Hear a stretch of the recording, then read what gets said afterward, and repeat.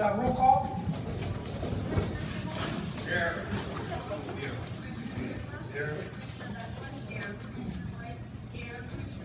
Here. Here. There was an executive session held immediately prior to this meeting to discuss personnel and real estate transactions. Also, just as a note, item 12 on the agenda will be pulled. Lastly, there is a substantial amount of public comment, so we will be strictly enforcing the 3-minute rule, so please try and adhere to that as well, so appreciate that. Okay, good. Your department report is code enforcement. Okay, on side of my written report, I have a couple things. I would just ask for a motion for the commissioners to take the Greenock House Day Apple Fest for the fireworks event, firing off the blanks of the muskets as it's done in the past. Also, a film company has reached out to us. They would like to do, they're going to be doing some filming on the state road down in Glydale at the Sudlersville Bridge, October 10th, 11th, and 12th. They received the application from PennDOT. They're simply asking for the township's approval, and they're also going to be requesting to use a couple of our police officers as well. We did get reimbursed for $960 from Clean Waste Keep America View, or Keep Pennsylvania Beautiful, for barriers to block off these helping we was having on Greenock Vista Vista Road. Hey, John, you can talk. Back. And then, we also have, an estimate from, General Code for the E-code and everything. There's 3 different prices on there.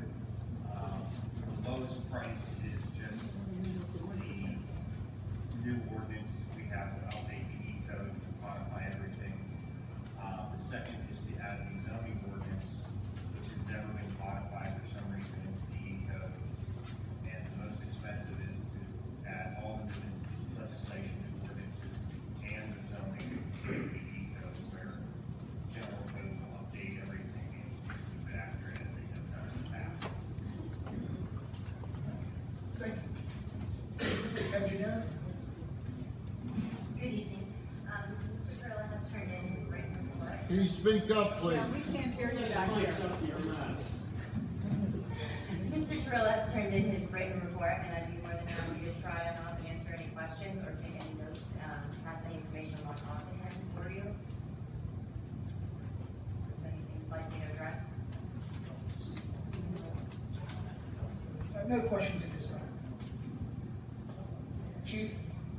Yes, for the month of August, there were 650 events logged by Allegheny County 911 for our department. There were 21 adult arrests, 2 juvenile arrests for a total of 23. Officers conducted 39 traffic stops and issued 8 traffic citations. Also during the month of August, officers investigated 14 motor vehicle crashes, 6 reportable, 8 non-reportable, with 3 injuries because of these crashes. Our department also participated in the South Hills Region DUI Task Force DUI Checkpoint on August 31st. Thank you, Chief. Public Works, Kate. So far, we're doing pretty good for this month. Staying above the contractors a little bit with the paving, and there's 3 roads left to do, and maybe a few weeks before that's done yet. Joanne, I didn't get to talk to you today, but them people from Penline tomorrow are going to come out tomorrow to check our bill to give an estimate. They just didn't come out with that. But otherwise, we're just holding our own right now. What's going on? All right, sounds good. Thank you. Solicitor. Nothing outside the items we discussed in executive session. Sanitary, Bill. Don't have to report up in front of you, if there's any questions, I'll hear the answer. Citizens to address agenda items. Cindy Rojon.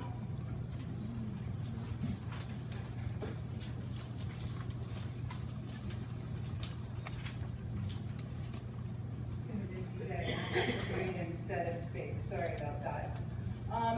It's been tough times for the township this past week.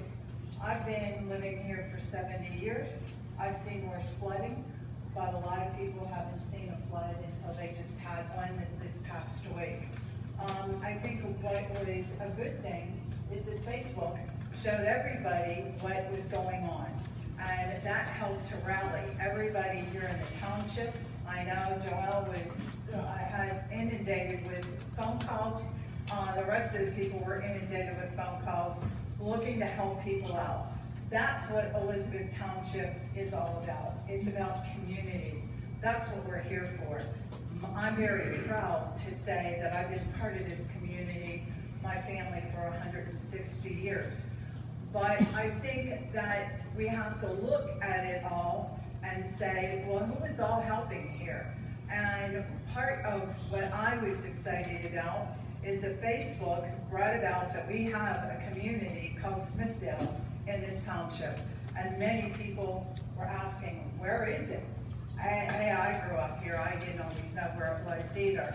But also, I think a lot of people were very grateful, and I saw he was here, that Mike Pushkari came out, he and a team together to help those people in the flood. So community is really important. And I know Chris is saying, Cindy, you're supposed to be talking about fracking. So community is what we're all about. We're not here and we're not moving in this community for fracking and for Invenergy. We're here because people want to move here because of the community, and we really show who we are and what we are. So I guess my question regarding fracking is there's a lot on the agenda today. So why didn't we reach out to the community and ask them years ago whether they wanted fracking? Were there any workshops conducted? I know I didn't know of them, as what the ramifications of fracking would be for this community. Why is it that Huntley and Huntley wrote our ordinance code for oil and gas for pipelines? Why was that? That means that they got what they wanted. Did the community get what they wanted? I think that that's a big question for all of us and for some of you to really answer. Why are we going so fast? Why aren't we taking a deep breath and saying, okay, we have to take a look at this. We're pushing things through, and I don't know a whole lot about municipal code, but I know that we're not following the right direction. I'm not so sure whether or not, for all of you at this table, whether or not that it was explained about Course Line. And Course Line holds you responsible. So the real question is, we did well with the flood as a community, but could we do well as a community with a natural disaster like Lady from Soonersville said? You can't handle Dollar General in Boston, that guy's here again. So how can you handle some of the other things that can happen with fracking? Thank you.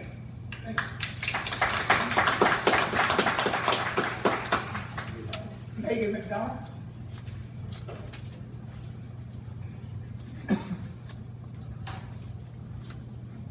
Alright, so I have a couple questions on a couple different items. Is it okay if I just go with the first item for now?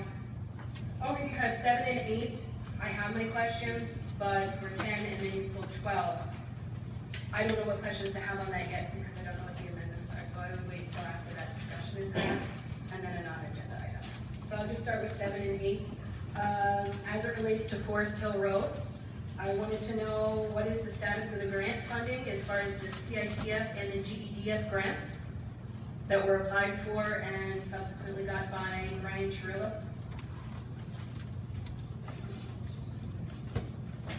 Yeah, Brian's not here today.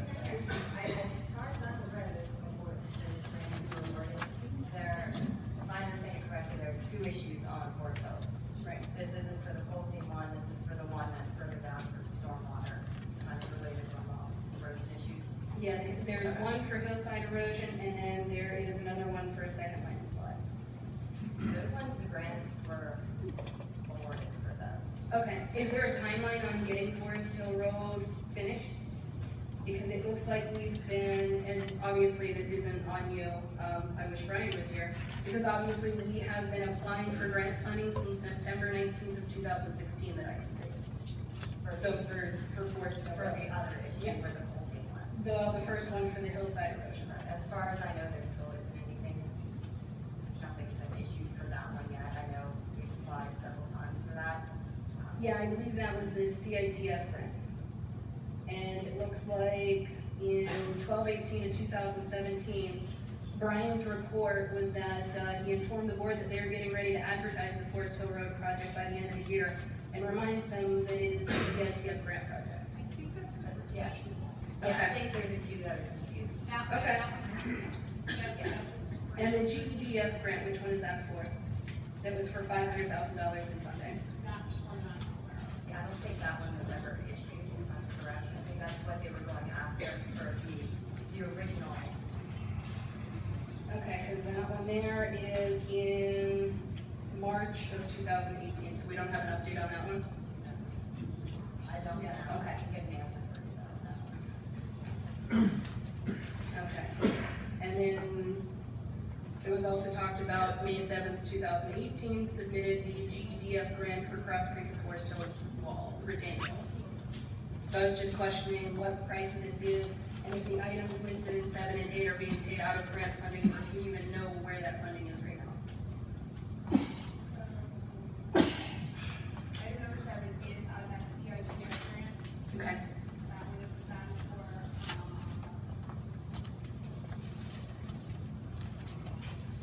that directly relates to number 8. Right. Yes, so that is the CITF grant that we applied for, we were talking about Cross Creek, Forest Hill Wall. I think that's the one that we could get the resident surveys, remember? We had to go to the board, we didn't have the time frame to get the ones.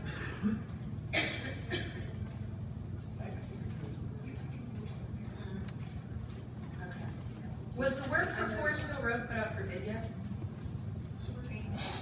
Or the road that's collapsed. How about any part of it? Retaining wall for the CITF grant. The road portion that's collapsed, I have nothing on that. We're still waiting. Okay. Thank you. I'll let you go then. Nope, it's fine. Sorry. I'll be back. Sorry. Thank you. Scott McCall? I'd like to say, I was gonna comment on, Come up to the mic, please. items 10 through 12, and you took them off the agenda. And just item 12. Okay, that was really the principal item that I was going to discuss. I can postpone that discussion to the planning commission and the future event with the zoning board. If that's okay with the board here. Yeah, that's good. All right, thank you. Carol Bailey? John, you want to do it?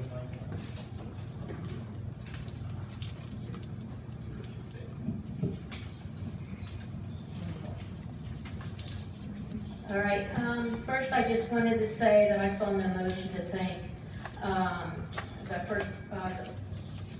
first responders, public works, and our emergency management team, and the secretaries that had to make all the phone, answer all the phones and make phone calls. So I wanted to thank them, for their assistance during the flood.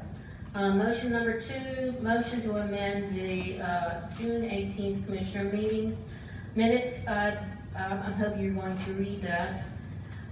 Motion number 10, to refer the proposed amendment to the oil and gas drilling ordinance.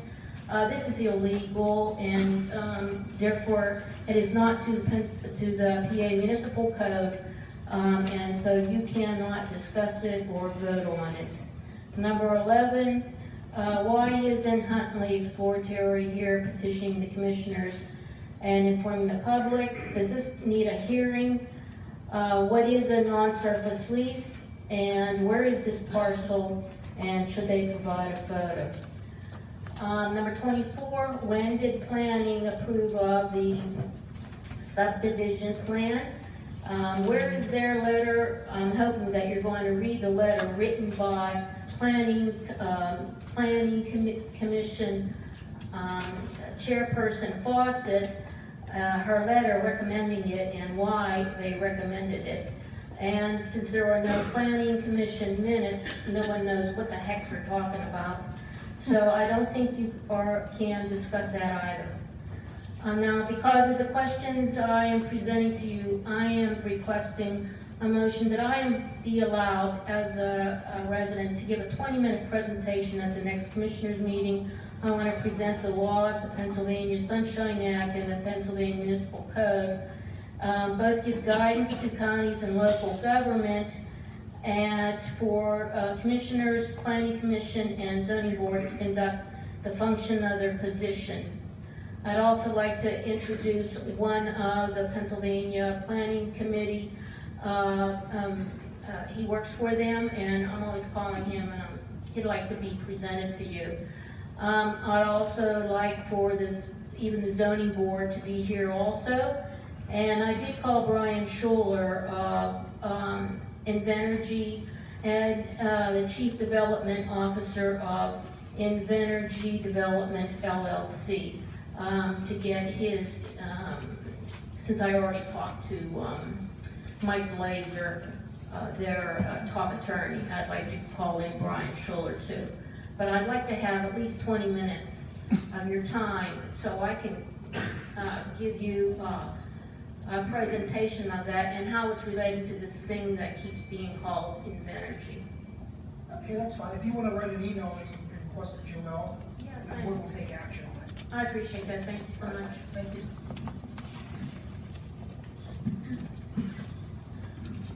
Russell Babette.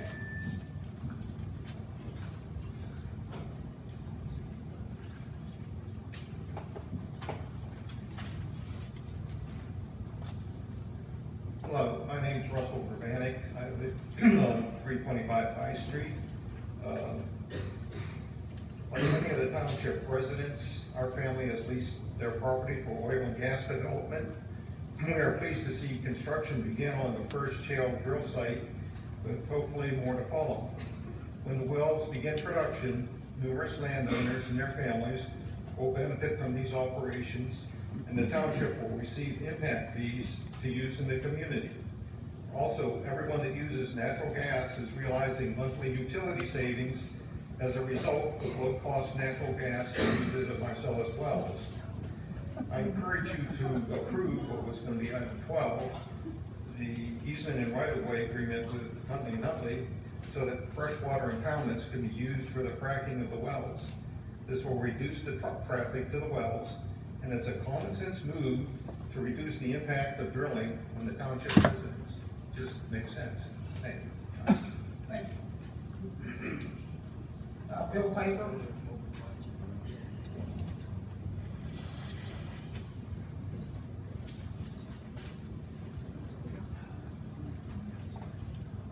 Hello, I'm Bill Piper, 714 Park Street.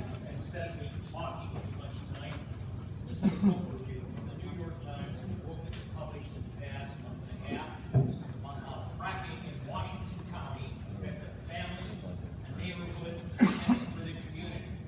I don't think too many of you are avid readers, that's why I didn't get your book. But if you show interest in the book, I'm sure for certain we can get you a copy. Since you guys seem to be hell-bent on doing whatever they want. Okay, that's all I have to say. For you,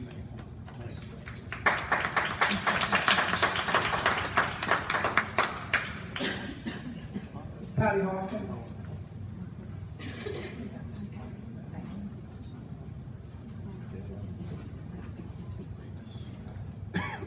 Okay, Patty Hoffman, 408 Duncan Station Road. On item number 10, at the last meeting, we talked about what was going to happen to the oil and gas ordinance, and there was only one thing that was changed in the oil and gas ordinance. And that's after quite a long time of planning and lots of information and lots of input from residents with lots of input from people, other solicitors, other lawyers, and everything else trying to get things on there. We all know that this is a highly flammable type operation. This isn't something that you put in there and everybody's gonna say it's fine. And I'm not talking off the top of my head because we've had some houses blowing up from gas, we've had wells blowing up from gas, and don't tell me that it isn't the same. Gas is gas. We are way run with pipelines in and out of our township. They go everywhere, around everybody's neighborhoods. And the more things we put in there, the less safe they are. What I'd like to see is some actual safety procedures in our gas and oil ordinance. There aren't really any. Where's our setbacks? We didn't talk about that at the last meeting. Forward Township put in 1,500 feet. What are we? Well, if we're lucky, we're gonna go to 750 instead of 500. Come on. That is not a safety procedure.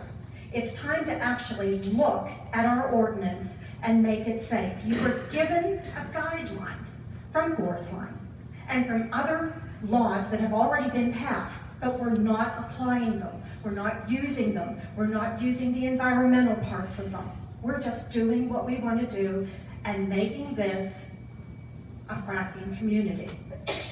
I'm going to touch on what Bill said, Bill Piper, because that book, by the way, if you want to borrow it, I have a copy. And I'd be very happy to loan you the copy.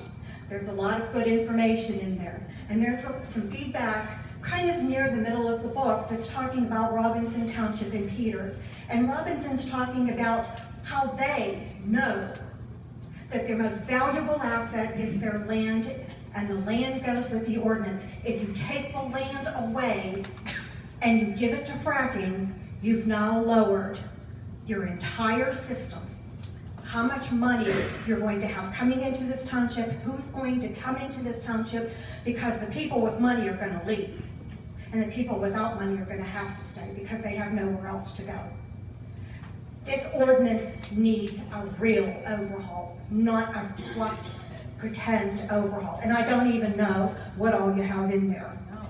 So I would like to comment later after I find out what's in there. But it's time that we actually paid attention to the laws that are out there and made this a safe ordinance and a safe community. Thank you.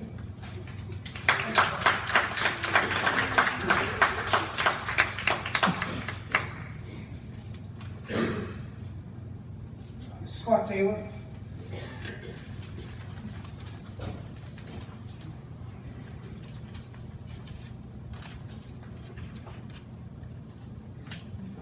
Good evening, guys. Scott Taylor, 304 Mohawk Drive. I'm actually going to put two hats on here tonight. First hat's going to be as myself, a citizen. Talking about item 11, Lydell Park Pump Station proposal. Why do we need to sign this binding agreement now? You don't. Enter into a land option agreement if you want to do that. Even the Venergy got that part right. We're not they didn't bind this township anything. They come in, they want to research everything, and then come back to the table to negotiate. Why are we going to do this head first with Huntley and Huntley? Why is there a variance request in front of the zoning hearing board when there's no agreement or quote-unquote ownership on file with the recorder of deeds? That's the law. That's procedure. We've been failing miserably at that with this board the last few months, if not a year longer.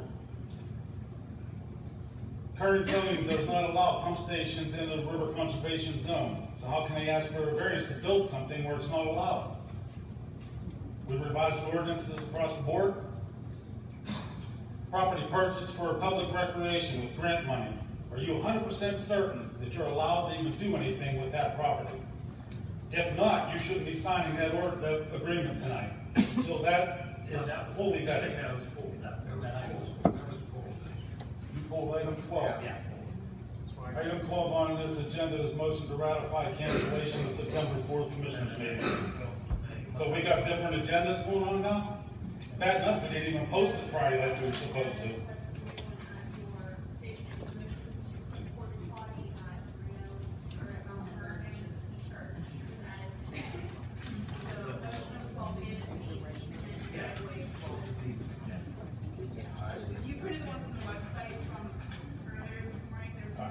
It goes back to what the hell are we doing here, people? Seriously, what the hell are we doing? That happens at every meeting. If there's an updated agenda before the meeting, just just grab, make sure you grab one when you come in. And this one, all right. Yeah. I do, but those Yeah, things are on those are there. current, yeah, the ones in the back of the room. are Let's current. try. Item 9, the oil and gas ordinance, if it's actually item 9. Who proposed these recommended revisions that are now going to be going back to planning? Was that any of the commissioners? That's me. That's you. You only? Or did Huntley have anything have to do with that? These are my recommendations. Those are the recommendations. Because trust me, I'm following right to the rules to find out, and I know full lot But well. I mean, when I I have to buy don't them. really have involved. Those changes were made because these commissioners decided to do a centralized empowerment. The changes were necessary in order to effectuate the centralized empowerment. And there was also an argument made earlier regarding a modified permit, whether when they come in and file for one hole, whether they can then apply for the rest of them as a modified permit, or whether they would have to file for new conditional use applications. I'm taking that argument off the table. I want them to come in for each single hole for a conditional use permit. Who was this discussion with? Hey, what are you talking about? Oh, You this just was said there was a earlier, yeah, discussion. earlier with Huntley's attorney, they had brought up whether or not they needed to just file a modified permit, or whether they needed to file for new conditional use in the future going forward. All right, well, I look forward to seeing all Yes. these revisions. As part of what the, this is quick. I was talking, so I'll give you some time. PA Municipal Planning Code, Section 603, Ordinance Provisions. 603I, zoning ordinance shall provide for reasonable development of mineral access in each municipality. The Huntley pad alone, the distances they're reaching out up to 13,000 feet with their newest applications. That's reaching from Blawhouse property, the Elizabeth Township Sportsman's Club, to Green Oak Apartments. You're reaching over 80% of our municipality. How much more reasonable do you need to be? Second one, I'll just pass these out. As the president of Tech Elizabeth Township, I had our attorney draft up a couple letters. I believe it was emailed to you, Mr. Raccoon, here this evening. You might know about that. Yeah, I was here early, so. So as the next person comes up to speak, I'm just going to pass these out to the board members. Okay, thanks, guys. Thank you. Ted Price? Which items were pulled? Which items on the agenda? Just number 12. Is that the only one? Yeah.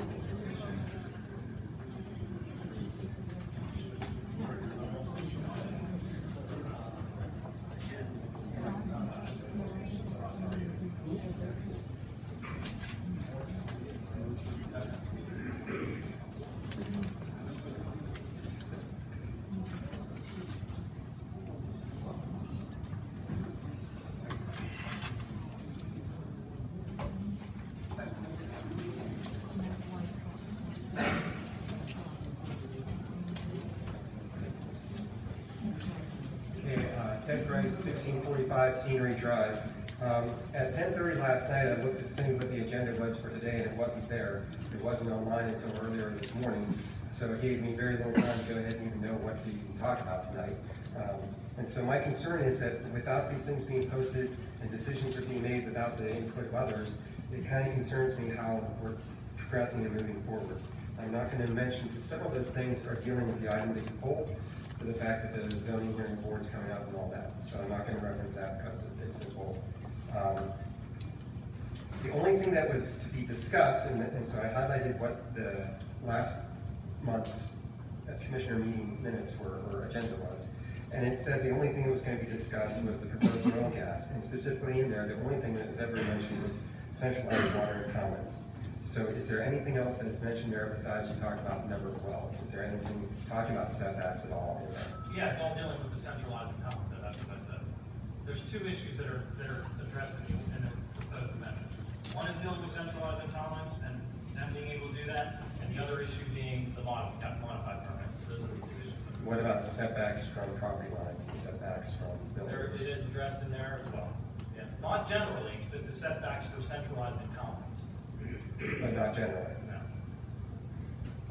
The resolution, that's the motion to adopt the disposition of numerous parcel of vacant property, and then, can you read it out as we discussed? Resolution. Motion to adopt resolution 2018-8. Where's the number? I know,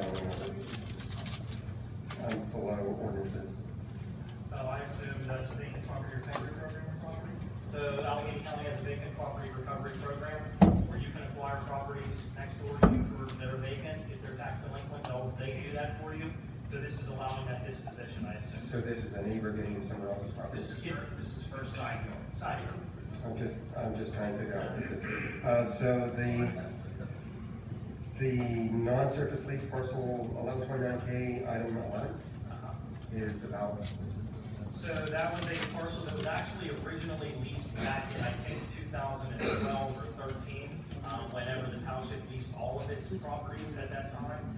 But there was an issue that fell through the cracks on the leaseor's end, that they needed to get approval from the county, DCED on that. So they went through that process, now got the approval from the county, so we're actually re-executing the lease that was originally approved years ago. Okay, there was a scheduled August 20th public comment that we were told we can't make substantial changes without going through back to the planning, that's all kinds of stuff. Now there are new changes, but they're not being discussed openly as. They're going back to planning, just like I said. That's why it says motion to refer this to planning. Right, but it'd be, so when You'll you get, like. it goes back through again. You go to planning, then there'll be a public hearing, and there's still a whole process that has to happen. So how long will be before it gets to Allegheny County? Like from this planning, the next day, gone, or is this going to be a process that's going to take time? I'm not sure if I'm understanding your question. If you guys go through with it and you put it back to planning, then it goes to Allegheny County It goes for planning and county planning for review and comment. at the same time. Yes. No, it doesn't. No, it doesn't. The attorney cannot write a text amendment. I already called Pennsylvania State Commission on that. That is different. You are not permitted to do that. It has to come. Carol, I appreciate your comments. If you want to email me what your concerns are. I mean, I've done this for almost 20 years. I think I've done it once or twice, so. All right, I'm sorry. I'm trying. So it's, my concern is that public input, like the thing that got canceled and everything else, I'm hoping that that's there because I don't want this to be rubber stamped and going forward. Because I would like to see things that were in the original LOB, there were conditions put forth on that, and anything that was not specific to that site but could be generalized, I would love to see that in our code. And none of that's there. Things like how many holding tanks can there be on site, how often do these holding tanks get done? If trucks are hauling wastewater and trucks are hauling fresh water, they should be placarded so there's no difference between theirs. There's plenty of items beyond just the little bit that you talked about there that could be addressed, and I would like to see. Yeah, I mean, just so you know, too, if there's future conditional use applications that are filed, you certainly can make a comment at those public hearings and recommend those conditions be put on, so that's an option as well. I just wish it were like in law to begin with, I think. Fred Bicker, Tim? My comments are non-agenda items. Oh, okay, sorry. It says ordinance, I didn't know what we were. Okay, moving on, discussion topics, amendment to the agreement and resolution relating to the Bruno Volunteer Fire Company levy. Oh, I'm sorry. So, back in 2011, the township entered an agreement with Green Oak PFC. They loaned them $30,000, and the original agreement and resolution was provided that they would pay $2,000 a year for 15 years to make that repayment. They've actually only been paying $1,500 rather than the $2,000. So this recommended amendment is just to properly reflect their payment. So it's actually going to be $1,500 for 20 years rather than $2,000 for 15 years. So I just want to make those corrections, just so that it's aligned. It's more of a housekeeping matter than. No, I'm just going to offer those that if everyone's okay, and then I'll bring that, put it on the next agenda. Motion to advertise ordinance vacating the street known as Park Avenue and Underwood Avenue. So moved.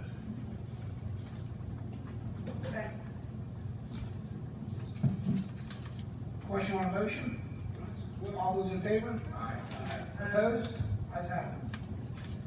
Motion to adopt resolution 2018-8 approving the acquisition is include disposition of numerous parcels and vacant property known as block and lot number 1266 L232 in accordance with the comprehensive plan of the municipality. So moved. Question on the motion?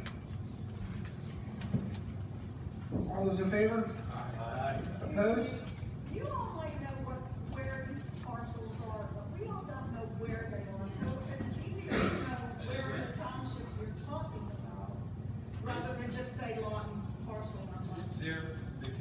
wants the resolution typed in a certain way, that's why it has that wording.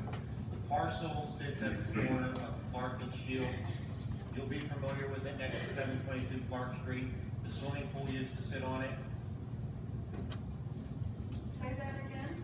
It's at the corner of Shields and Clark Street. I'm asking you. It's where the red. That's where the parcel is. It's where the red fence is. You know, Where the the swimming red fence pool is on used the to front. sit, And what are you doing with that parcel? next to 722 Clark Street. Right. The owner of 722 Clark Street is going through a county program to acquire that tax delinquent parcel as a side yard. Township's not getting the property.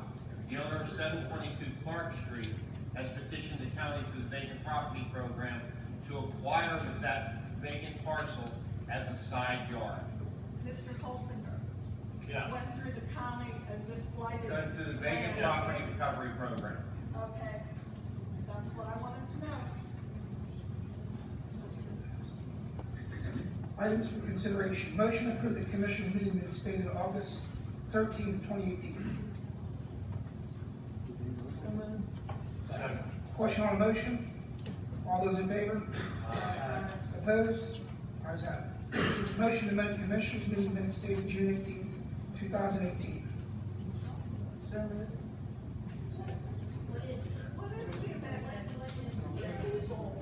last meeting, Patty Hoffman had asked us to update meeting minutes because there was language in there that was typed incorrectly when the secretary was typing it. So Patty submitted a request for us to amend the meeting minutes to correctly display what she was saying, and that's what you have minutes.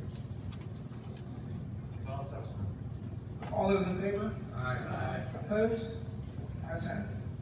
Motion to ratify approval of the general fund balance warrant dated September 4th, 2018, amount of $375,040.86. So moved. Question on the motion? Roll call vote. Commissioner Silva? Yes. Commissioner Walk? Yes. Commissioner Kuzma? Yes. Commissioner Beckwith? Yes. Commissioner Blake? Yes. Commissioner Roberts? Yes. President Adams? Yes. Motion to ratify approval of the sanitary fund balance warrant dated September 4th, 2018, an amount of $144,370.45. Second. Question on the motion? Roll call vote. Commissioner Silva? Yes. Commissioner Walk? Yes. Commissioner Kuzma? Yes. Commissioner Beckwith? Yes. Commissioner Blake? Yes. Commissioner Roberts? Yes. President Adams? Yes. Motion to approve the general fund bill warrant dated September 17th, 2018, an amount of $312,240.61. So moved. Second. Question on the motion? Roll call vote. Commissioner Silva? Yes. Commissioner Walk? Yes. Commissioner Kuzma? Yes. Commissioner Beckwith? Yes. Commissioner Blake? Yes. Commissioner Roberts? Yes. President Adams? Yes. Motion to approve the sanitary fund bill warrant dated September 17th, 2018, an amount of $77,327.14. So moved. Second. Question on the motion? Roll call vote. Commissioner Silva? Yes. Commissioner Walk? Yes. Commissioner Kuzma? Yes. Commissioner Beckwith? Yes. Commissioner Blake? Yes. Commissioner Roberts? Yes. President Adams? Yes. Motion to approve change order number 2 in the amount of $1,867 for the Forest Hill retaining wall project for modification to the ground road construction. So moved. Question on the motion? Roll call vote. What are you changing?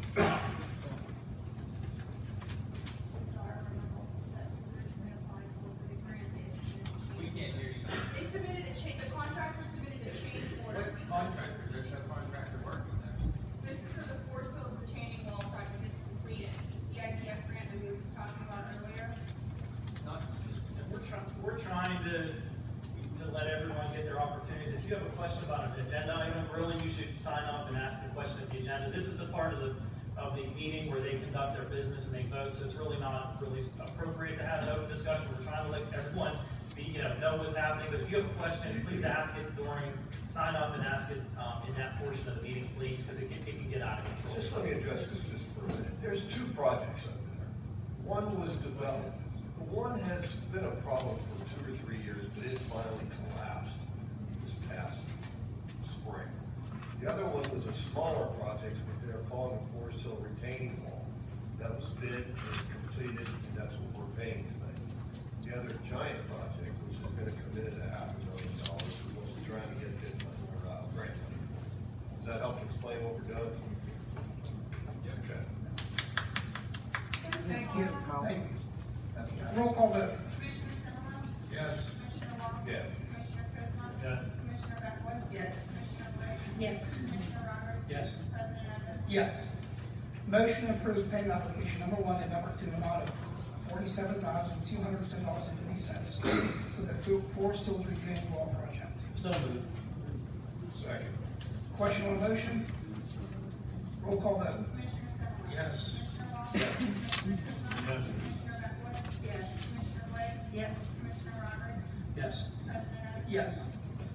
Motion to approve the donation of the pork joint for the Mount Vernon Community Church's annual chicken and rib barbecue on October 6, 2018. So moved. Second. Question on the motion? Roll call vote. Commissioner Simmerman? Yes. Commissioner Walker? Yes. Commissioner Prismark? Yes. Commissioner Beckwith? Yes. Commissioner Blake? Yes. Commissioner Roberts? Yes. President Evans? Yes. Motion to refer proposed amendments to ordinance 896, oil and gas ordinance to the Township Planning Commission and the Allegheny County Planning Commission review and comment. So moved. Question on the motion? I have a question. I'm gonna speak on behalf of some residents. We can't hear you.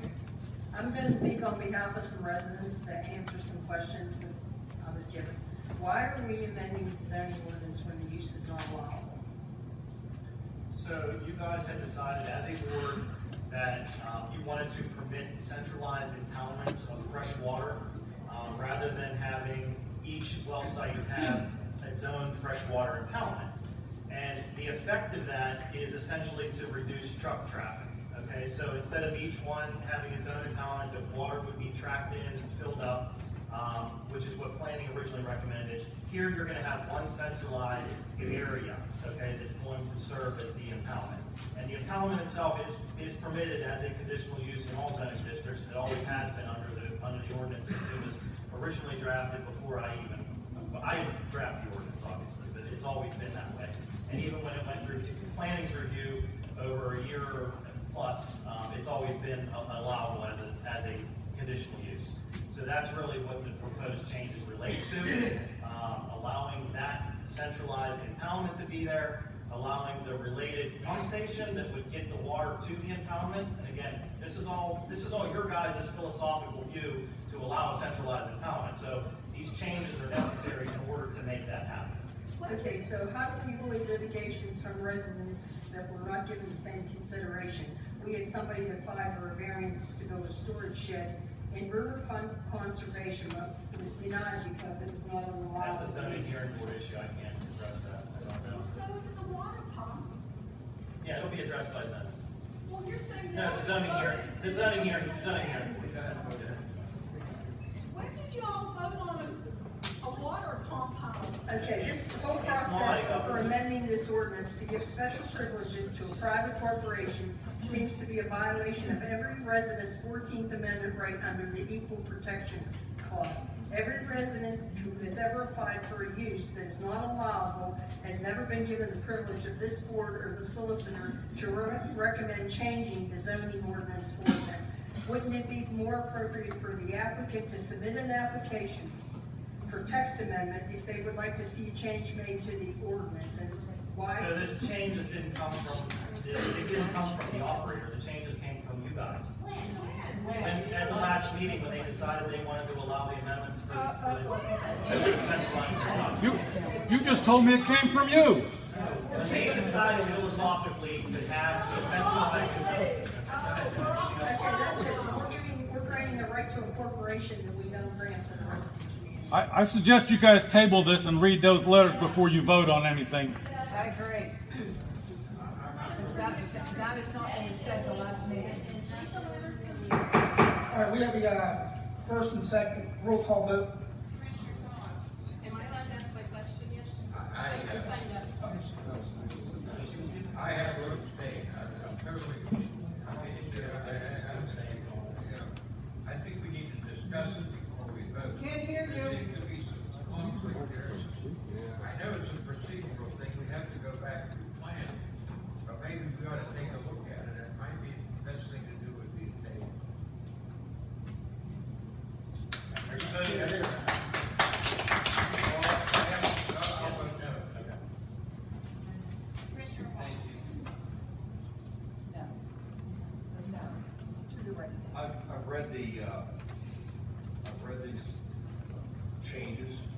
several times.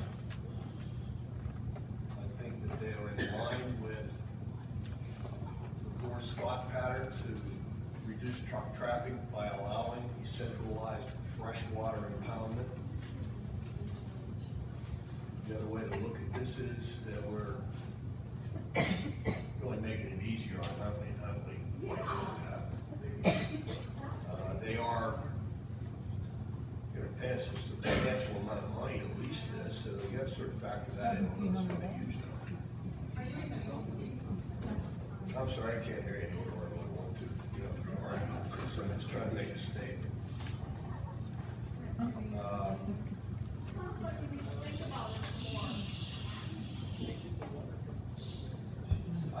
I think these changes are in line.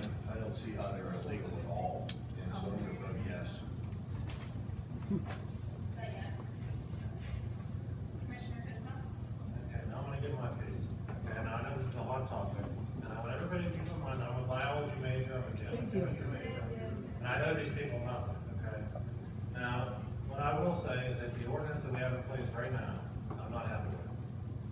And I think that the best thing for us to do would be to send it back to planning and have them work it over. Make these changes and make even more changes than that, because what we have right now, I'm totally unsatisfied with what we have right now. So, even though it's off topic, everybody's gonna shoot me, I'm gonna go yes to send it back, because what we have now is terrible. But you're sending it to planning and the county at the same time. If you're gonna send it to planning, send it to planning, have it redone, not to the county as well. I agree. So I'm voting yes. You can amend the motion. Commissioner Beckwith? No. Commissioner Blake? Yes. Commissioner Roderick? You know what, I would, I know we gotta vote, and we gotta, but I would like to vote yes, but I would like to amend this motion. I do agree with Scott to send it back. You have to go through, planning first, then go to county planning and all at the same time. And then I'll vote no. President Evans? No, because I want to go back to planning.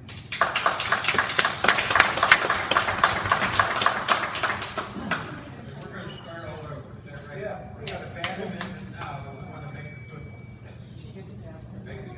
Make one. Do it right.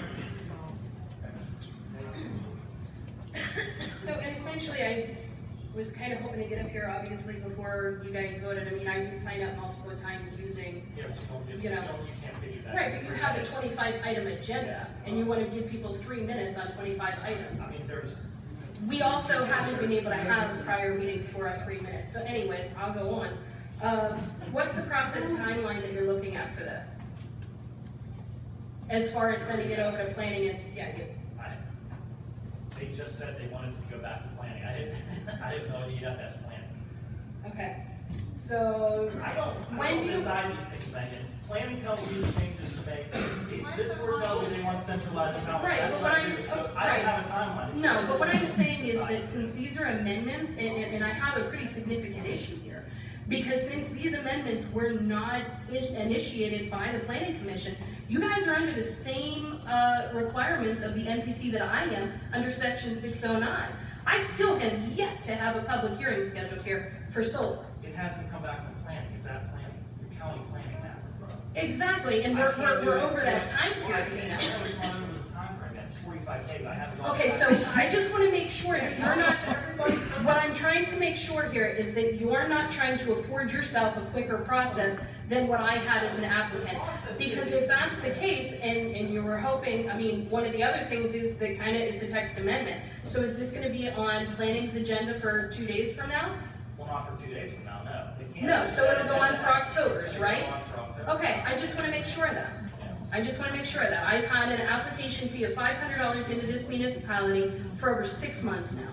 And I just want to make sure that I you're don't know not, about that. What I can tell you is. well, that's exactly what it is. Well, I'm telling you, you and I have talked enough. I think you. Yeah, so I just want to make sure that you're not affording yourself a quicker process than me. No, the process. Because that hinders my rights. Even had this passed, it would be on for October. It's not, the agenda's already set for. Okay, that's all I wanted to make sure of. That's the only question I wanted to have.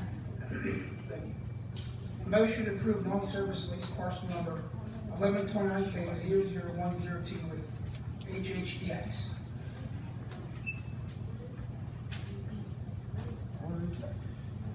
Need a first and second.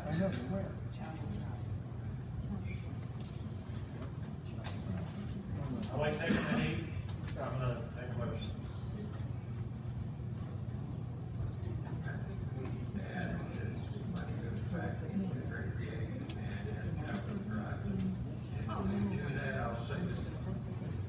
I'll run the motion.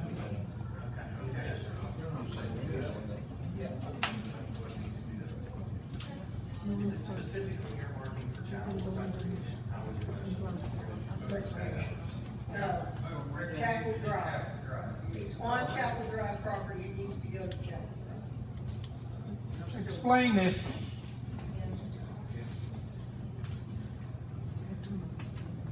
Yeah, there's a motion, he's made the motion. I second. All right, how's the motion read now? So we know. Motion to approve non-surface lease for parcel 1129K102 with HHDX with the proceeds to be earmarked for recreational purposes. No. He made the motion, I'm just telling you what it is. Are you gonna change it, Andrew? Why? That's It's the not right, motion. the money's being made up there, it should be. There's a first and second, Paul already seconded. Roll call vote. That would be the other what I said. Read the motion again, please. Motion to approve non-surface lease for parcel 1129K102 with HHEX for the proceeds to be donated for recreational purposes. For earmarked for recreational purposes. I remove my second. So we still need a We second. got the money for there, from DCBD, we have to use it there, so why not put it in there? Only makes common sense. That's right. We have a second? I'll second it. Roll call vote. Commissioner Sismark? No. Commissioner Rock? You asked for discussion, so they know what we're talking about out here? Well, before we start the vote, I think what they need, the public needs to understand what this is all about. Matt, you can explain it best, because you know where this came from. Yeah, as I tried to, as I think Scott had the question, this parcel was originally leased, when the township leased all of its property, before my time, before many of these commissioners, some were here, that the township leased all of its property to HHEX, back in 2000, maybe 12 or 13. This parcel was included in one of those, included in all of those lots. It was recently discovered, however, that it was never effectuated because there had to be an approval from the county DCED before that property could be leased because it was subject to grant funding, okay? Huntley recently got the approval from the county DCED to do the lease as long as the lease included specific language, which it does, and as long as the proceeds from the lease up to the grant amount are dedicated to township recreational purposes. So that issue has been resolved finally, and now it's back up today to be voted. And so it's approximately 10 acres, and the offer was 4,500 per acre. So we get a check for 45 grand plus 18% on the royalties. And what we're voting on right now is to allow that check to come to us, lease them the subsurface rights, but we're designating that money to go to the recreation. Because the original grant was 200,000 on that. Yes, it is. And so that's where it's gonna go. That's what we're talking about right now. Didn't the grant specify those that it has to be used for recreation and chapter drive? Just recreation. Just recreation. Just recreation. I mean, while we're What's discussing. being made at Chapel Drive, it should be used up there. And I don't disagree, Joey, I mean, but I do think for simple, I mean, what if the royalties don't come in for 8 years or something like that, and chapter drive is mothballed or whatever, then you have it, It's not really mothballed if I have anything to do. That's where we use, that's where we use the grant. No, but I'm just saying, like, I think, you know, I'm not against it on the chapel drive, but I think the way the motion sits, I do agree with it, because it goes for recreation, so. It has to. That's a given. I think it ought to go to where the money. And I don't disagree, but like I Then said. you have to vote not to disagree. Well, Commissioner Walker, what's your vote? Yes. Commissioner, Yep. Commissioner Redwood, No. Commissioner Blake, Yes. Commissioner Walker, Yes. President Evans. Yes. Motion ratify approval and cancellation of September 4th, 2018 Commissioner meeting. So moved. All those in, question on the motion? All those in favor? Aye. Opposed? Second. Motion ratify approval of the purchase of computer part for truck number 17. So moved. Second. Question on the motion? Roll call vote. Commissioner Simla, Yes. Commissioner Walker. Yes. Commissioner Kizma. Yes. Commissioner Redwood. Yes. Commissioner Blake. Yes. Commissioner Redwood. Yes. President Evans. Yes. Motion to ratify approval of sewage payment plan for 275 Philbrook Street. So moved. Second. Question on the motion? Roll call vote. Commissioner Simla, Yes. Commissioner Walker. Yes. Commissioner Kizma. Yes. Commissioner Redwood. Yes. Commissioner Blake. Yes. Commissioner Walker. Yes. President Evans. Yes. Motion to ratify approval of waiving fees permitting the closure of Fire Station Street for Buena Vista Fire Company for the annual car, truck, and bike cruise. So moved. Second. Question on the motion? All those in favor? Aye. Opposed? Ayes have it. Motion to ratify approval permitting the use of the township bucket truck to be operated by a township employee on donated time to assist Sutersville Volunteer Fire Department with the installation of new wiring at their fire department for their town. So moved. Question on the motion? Roll call vote? Commissioner Simla, Yes. Commissioner Walker. Yes. Commissioner Kizma. Yes. Commissioner Redwood. Yes. Commissioner Blake. Yes. Commissioner Walker. Yes. President Evans. Yes. Motion to approve a quote provided by Tim Vasco for services in Boston Park at an amount of $1,800. So moved. Question on the motion? Roll call vote. Commissioner Simla, Yes. Commissioner Walker. Yes. Commissioner Kizma. Yes. Commissioner Redwood. Yes. Commissioner Blake. Yes. Commissioner Walker. Yes. President Evans. Yes. Motion to reject all bids received for the Tomahawk retaining wall. I want to make a motion. I'll second it. The reason why is the road department can do this job much cheaper, so the road department's gonna take on this project. Yeah, well, that was just something I wanted to clarify. You know, we got these bids in, the road department's gonna do it, they're gonna do it faster than how the contractor would have done it, and they're gonna do it for about a fifth of the price. Did we ever get a opinion from the engineer that this was actually township property? Yep, and he said he's gonna stamp it. All those in favor? Opposed? Ayes have it. Motion to accept bid submitted by Waste Management pursuant to the 2018 joint bid for waste collection and disposal services released by the South Hills Area Council of Governments. So moved. Second. Question on the motion? Just a discussion, Chris. It's our time to renew, and this was a low bid through Shake Hall. I mean, it was substantially low bid. And it did come down on the price too, on the hard to recycle. And I called and asked, because Kyle had the question. We use like 146 tons of hard to recycle, 146 tons of hard to recycle computers, TVs, everything in the last 2 years. So they came down, it used to be like $1.25, now it's 75 cents. That did come down. And Waste Management's been great. I mean, with the flood, I called them, they got 3 roll-off dumpsters they donated to us. And we called them about emptying. I mean, Joelle had the email, she would email them, they would empty them the next morning, and they're actually coming out 4:30 this morning to empty them again. I think they've been emptied 4 times already, so they've been great. But like I said, they were a little bit. I have a question. They're still gonna do the hazardous material? Yeah. At 75 cents a month. It's 75 cents a month. Okay, so everybody in the audience knows this. If anybody has any TVs, or buckets of paint, or light bulbs, or batteries, or whatever, if you call, it's free, you're already paying it on your bill, you're already paying 75 cents a month. All you have to do is call Waste Management, they'll send out a special truck, they'll take your TV, the only thing they don't take are tires. They take everything else, paint, batteries, light bulbs, anything else. If I once started with TV, it cost me like $50 to get rid of it, so now, all you have to do is call Waste Management. Is that on the website? Because that's asked a lot on Facebook. It is. Okay. Thank you. It Any more discussions?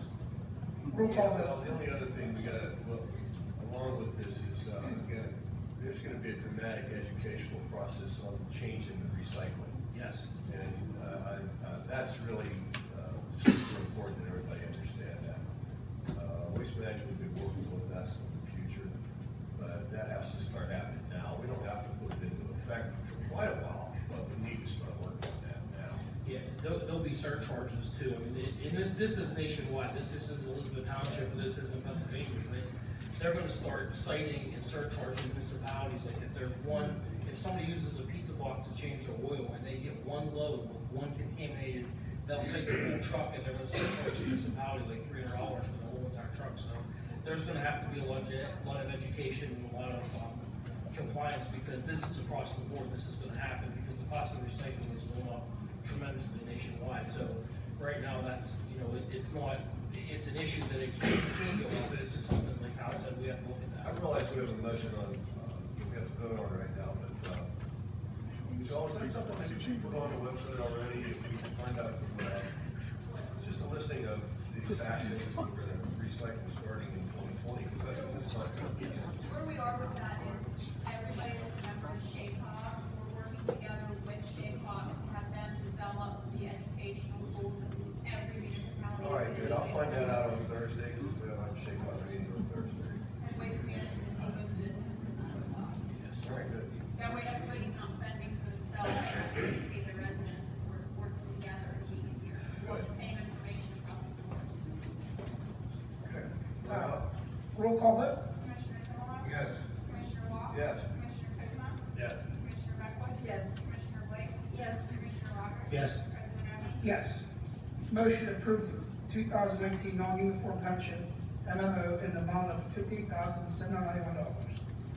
So moved. Second. Question on the motion? Roll call vote. Commissioner Simula? Yes. Commissioner Wall? Yes. Commissioner Kuzma? Yes. Commissioner Beckwith? Yes. Commissioner Blake? Yes. Commissioner Rocker? Yes. President Evan? Yes. Motion to approve the 2019 non-uniform pension MMO in the amount of $92,145.94. So moved. Second. Question on the motion? Roll call vote. Commissioner Simula? Yes. Commissioner Wall? Yes. Commissioner Kuzma? Yes. Commissioner Beckwith? Yes. Commissioner Blake? Yes. Commissioner Rocker? Yes. President Evan? Yes. Motion to approve and execute a meeting agreement with the Pennsylvania One Call System Institute. So moved. Second. Question on the motion? All those in favor? Aye. Opposed? Ayes have it. Motion to approve the Homemade Briggle subdivision as recommended by the Planning Commission. So moved. Second. Question on the motion? All those in favor? Aye.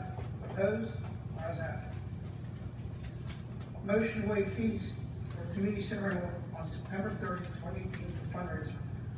Originally to be held at the Buena Vista Farm, as they were flooded out. So they go other meetings that happen at the community center. So moved. Second. Question on the motion? Roll call vote. Commissioner Simula? Yes. Commissioner Wall? Yes. Commissioner Kuzma? Yes. Commissioner Beckwith? Yes. Commissioner Blake? Yes. Commissioner Rocker? Yes. President Evan? Yes. Just want to make one quick announcement to begin with public comment. This past weekend, starting Sunday, we started having flooding in the township. And at that time, our emergency operations center was activated. Our emergency management coordinator, Danny Michaels, Pete Hope, Bill Greenwood, John Stelson, spent countless hours, as long as the chief of police, Dave Crestis, Joe Vaughn, all the township employees, Joel was a great help. All the fire companies were out there for 4 days straight. These guys were here for hours on top of hours. I don't know how they did it. But truly, I mean, if I missed anybody, I apologize. The township staff, really, these guys were out. Everybody did a tremendous job. And once again, I thank you for myself and also on behalf of the township. These guys were out.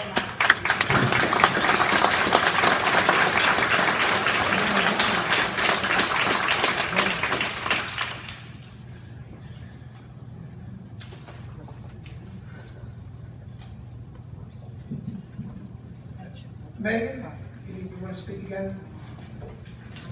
3 minutes. I'm just saying, that's not, you know how it works. I know, but lucky for me, Chris makes the rules. Anyways, so Smithdale. Sylvia Tedra down in Smithdale would like me to come and discuss vacant property next to hers at 2215 Ocean Street. Grass and weeds have overtaken the property next to hers, which is abandoned, and on top of the flooding, she is now battling rats and snakes because of this. Her son and herself have called numerous times. I myself actually put a complaint in for this for her a couple weeks ago. Still nothing has been done. Residents would also like me to bring up why their only access to evacuate was driving on the trail last Monday due to closures of Forest Hill and the many issues with Cole Hollow. They'd like a timeline of getting things fixed. They'd also like me to ask why ambulance service takes an average of 15 minutes to arrive to their area. And they'd also like me to address the issue of flooding due to township storm sewers backing up. And my personal question of the evening, as unfortunate as all of this was how much money in backroom deals is going to make Smithdale matter again.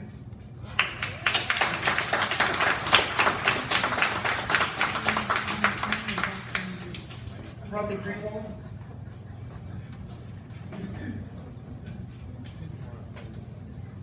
I came specifically to find out more about what's being done and what studies are being done and what plans are there for somehow correcting the mixing of the stormwater and the sanitary water that comes down through Rock Run. I've been around a long time. Before there were sewers, there really wasn't a lot of flooding except heavy rains. We would get a little bit of stormwater in front of the barn area, 497 Rock Run Road. But it was stormwater, and then there was somewhat of a retention pond that was actually a swampy area where the middle school is now, below the middle school, between Rock Run Road and the middle school. There was a valley there, a big valley, and it was diked across the end of it, and it was a weir area, and it would hold a lot of water. They filled that up when they did the middle school. They put a 4-foot pipe through there, and all of the stormwater from Dorman Drive and all the stormwater from Outland comes down and goes into the storm. There's too much water there to come through that 4-foot pipe. It's not going in there. Somehow it's mixed with the sanitary. Somewhere in that general area, when we were putting those sewers in, there was a connection there. Somebody should be able to find that. Because the manhole at the corner of the barn, which apparently didn't know about this last week, sanitary manhole, raises up and spews water out that goes into the field, mixes with the stormwater that's going down. And then it flows into people's garages, their property, and it flows into the storm system and comes down underneath the municipal building to the people below the municipal building and the people above the municipal building. It floods up in their yards and goes in their garages. And it's not just stormwater, it's sewage water. And it's been a long time. I'm just curious as to where it is and what's happening. Thank you. Okay, Rob. Sir, I think it was 2 meetings ago, the commissioners did vote to have township engineers look at that area, that exact location. I don't know what the status is, but pardon me? Was it last meeting? Okay, so last meeting, they directed the engineer to look at that issue. Yeah, Brian. Really? Yes. Brian's looking into that. Yeah, I'd like to put it up for bid at the next meeting, after he gets all the bid specs, ready. I don't want to put it up for bid at the next meeting.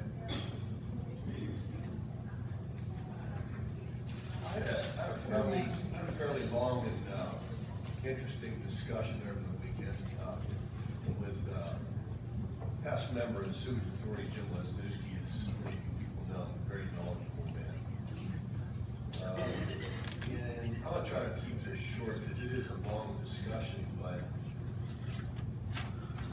his general feeling about the sanitary sewers being overrun with water during these big storm events, which as you all know, we've had 2 in the past month, we've had probably 6 this year, overwhelms the 8-inch pipes that roll through our neighborhoods. And the unfortunate people that happen to be at the first spot where all that pressure develops, it's coming in their houses. I had 2 in my ward. There was another gal that was talking about on Rock Run. Jim described this as happening in one of 2 ways. One would be called infiltration, which he doesn't feel is the problem. But infiltration would be water that seeps down through the ground, 6, 7, 8, 12 feet down to the 8-inch main or the whatever inch main it is. It's all terracotta pipe, infiltrates through the pipe, adds to the volume of water. What he feels it's coming from, and I can't remember the exact words, but it's coming from downspouts that are hooked into the pipes through their downspouts or French drains. Many of these houses that were built in the 70s and 80s, they finally figured that, yeah, they had to have French drains to keep this water, storm water, from coming off their roofs and getting into their buildings. But where did many of those pipes end up going when they couldn't pump them out of there and it's below sewer level? So that's the way they hooked them in. Now, if y'all remember, I know I had my house tested. The guys from the sanitary authority came up. They didn't let me die through any of my gutters because I showed them what I did in my yard to make sure that none of my downspouts went into the sanitary system. But Jim's darn sure that that just didn't happen all over the neighborhoods. And that's part of what's happening. We need to talk about having these dye tests done again throughout this whole township. Now, I know that's a huge project. But part of the other problem is that many of these other downspouts, well, they go into French drains, and then French drain very simply is just a big pile of stones. And if they put a green dye through the downspout, how long is it going to take to get out of that French drain to make its way into the sanitary system? It may not be ever detectable. I can't remember what he called that. It wasn't infiltrate, but he's darn sure that's what a lot of these problems are coming from. And Billy's over there shaking his head, and he knows I'm talking. It's the truth. So I don't know how we go about that. Billy, I mean, do you have any idea how we go about that? Start dye testing. Start dye testing orders? That sanitary board that Jim sat on started that. Yeah, they did a whole bunch of it. They did Mount Vernon where I know that. So, yeah. And unfortunately, that board was taken away, so it never got finished. Right. I go up to Mount Vernon and do Like something. everything else. It's a lot of them. Nothing ever comes So as I call on the board to try to work out a way to reorder this, because this is just gonna continue to happen. That's the problem. And that's part of your problem there. There's no doubt. And Norman Drive's contributed a lot. Now, as far as the 2 pipes mixed, no way. That water, it's always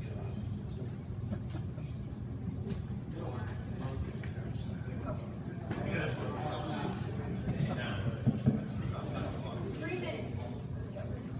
Claire Bryce? 3 minutes. 3 minutes. You got 3 minutes.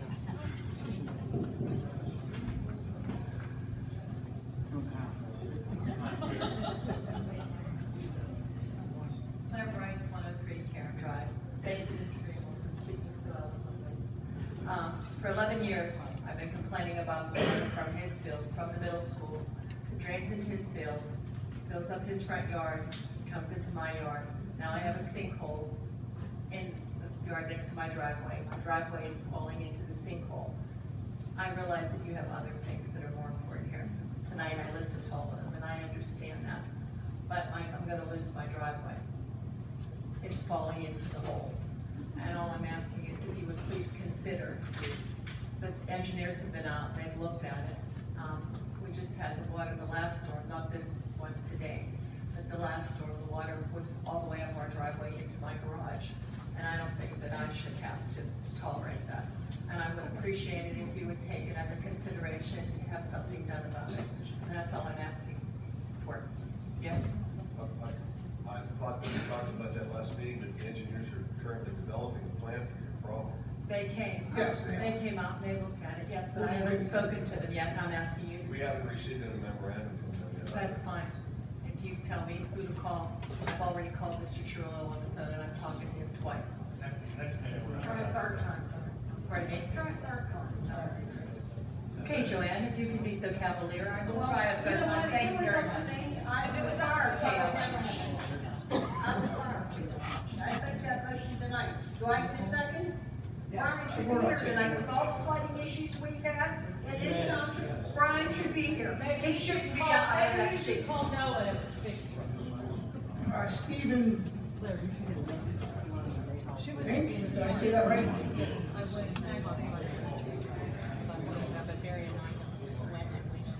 Okay, you sit back, relax, take a drink of water. I'm not here to cook any of your gooses. I'm here to cook this one. For over a year, I've been calling, and thank God these people are talking about these drains, because that's what I'm here for. I live at 302 Donna Drive, and I don't want to talk with my back to anybody. So I'm going to stand over here. So I live at 302 Donna Drive. I called this gentleman a year and a half ago. He came out after several phone calls, spoke with my wife and I. The woman behind me had a new driveway put in. She has terracotta pipes that they hit when they put her driveway in. When and you're talking about this dye testing and stuff, her pipes don't go to the sewage system, they go to her backyard. But I believe, and I don't know because that's what we're here for tonight, they put new pipes in at the end of her driveway, but they're 15 feet from my yard, and I get every inch of water that comes down off of her roof and just washes out our yards, mine and his. A year and a half we've been after this gentleman for this. I hated to come here tonight. I don't want to do this. I warned you I was going to do it, and you still didn't call me back. It's been a year and a half. If somebody's job should be on the line, it should be yours. You spoke to my neighbor because I came here for him. I was out with a representative from the engineer's office. The only solution we can see is the homeowner's going to have to put in some type of. She's oblivious. I don't want to knock on her door because these days she could shoot me. I'm not dealing with her. It's not my job. I have not been able to make contact with her from what I understand from the neighbors. She's never home during the day. I've left cards on the door. Me, like everybody else in this room, work a lot down these days, okay? We all do. But I'd appreciate you to call me back in a year and a half's time. I don't know who this peasant you got answering your phone is. He doesn't give you any messages. Because I've been adamant. I've told him. I have told you last week you promised me you were going to call me. Oh, yeah. You never call me back. All I want to know is, all those terracotta pipes come down and they go somewhere. And the whole damn street, they're below level, so they got to come to the back. There's got to be some type of sand mount. She should have to put her pipe back down in there. I know what he's saying. This is way before we got all this rain this year. This is last year. This year, me and him we're swimming. My driveway's getting ripped to shreds, my shed's moved, my wall's falling down. What, am I cost now? Because I tried to get this a year before this shit happened. So, I understand that there's got to be some type of sand pit back there. That's all we want to know. Make her tie back into it. Make her get that contractor back out there that put her driveway in and put those pipes 15 feet from our yards. It's a 4-inch pipe, 2 of them. Every inch of water is coming right into our property. That's not fair. If everybody did that, shit, let me take all my stuff and pipe it into somebody else's yard. Because that's what she's doing. But dude, why didn't you call me back? Give me an answer. Why didn't you call me back? I did not get the message. I don't know if you. Well, then fire the guy that you got help. You got help. They got you help. We'll have the engineer. I had the representative from KLH out there. Well, Have they issued a report on it? No.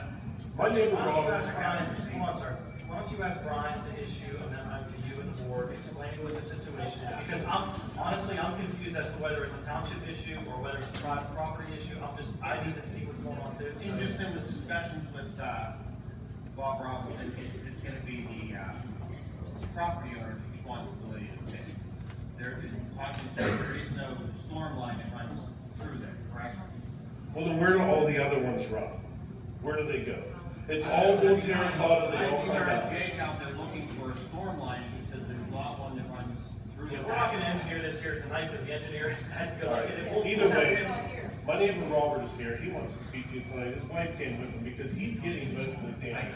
I wanted an answer from you as to why you didn't call me back. I was calling you because he didn't get an answer. We're both frustrated, as you can see. I usually don't do this, and I've warned you several times. I didn't want to come here and do this. I didn't, but you left me no choice. And thank you for. My name is Paul Cody, I live at 304 Donna, and the water that's coming down through those pipes, it's like a fast-moving stream that's coming down.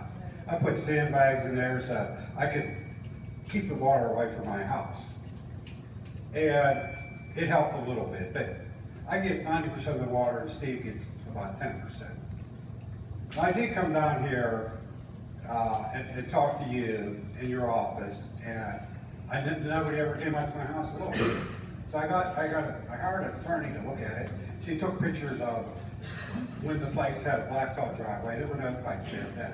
That was in 2016. And then she put the concrete driveway in and put 2 PVC pipes, and all that water is coming into my yard. It's just like, I had to replant my grass in my yard because it just killed all the grass. And my attorney did send you this letter, and you never responded. The attorney asked you to respond to me, and you never did. I did that email to the engineer. Yeah, not when you got this letter from my attorney, you did it. I asked him. It's part of the ongoing water issues that I have. I've been asking him and compiling a list to get Bob Robinson out there throughout this year, and the list has been growing. Well, this letter was sent to you on June 13th, 2018. And I never heard anything from you. And then I seen your car down at R.C. Walters, and I talked to you. And then that's when the engineer came on. But then after that, I still never heard anything. The solicitor asked for a memorandum from the engineer. Yeah, I just never heard anything. I didn't know what was going on. I don't have anything yet from him. So that's why I come down here to try to, resolve this problem. That's all I have to say.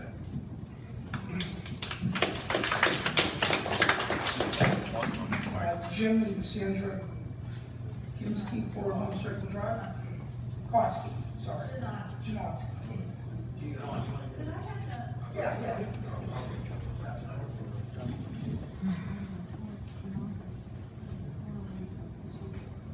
Boy, I sympathize with these people because we're in the same shape as they are.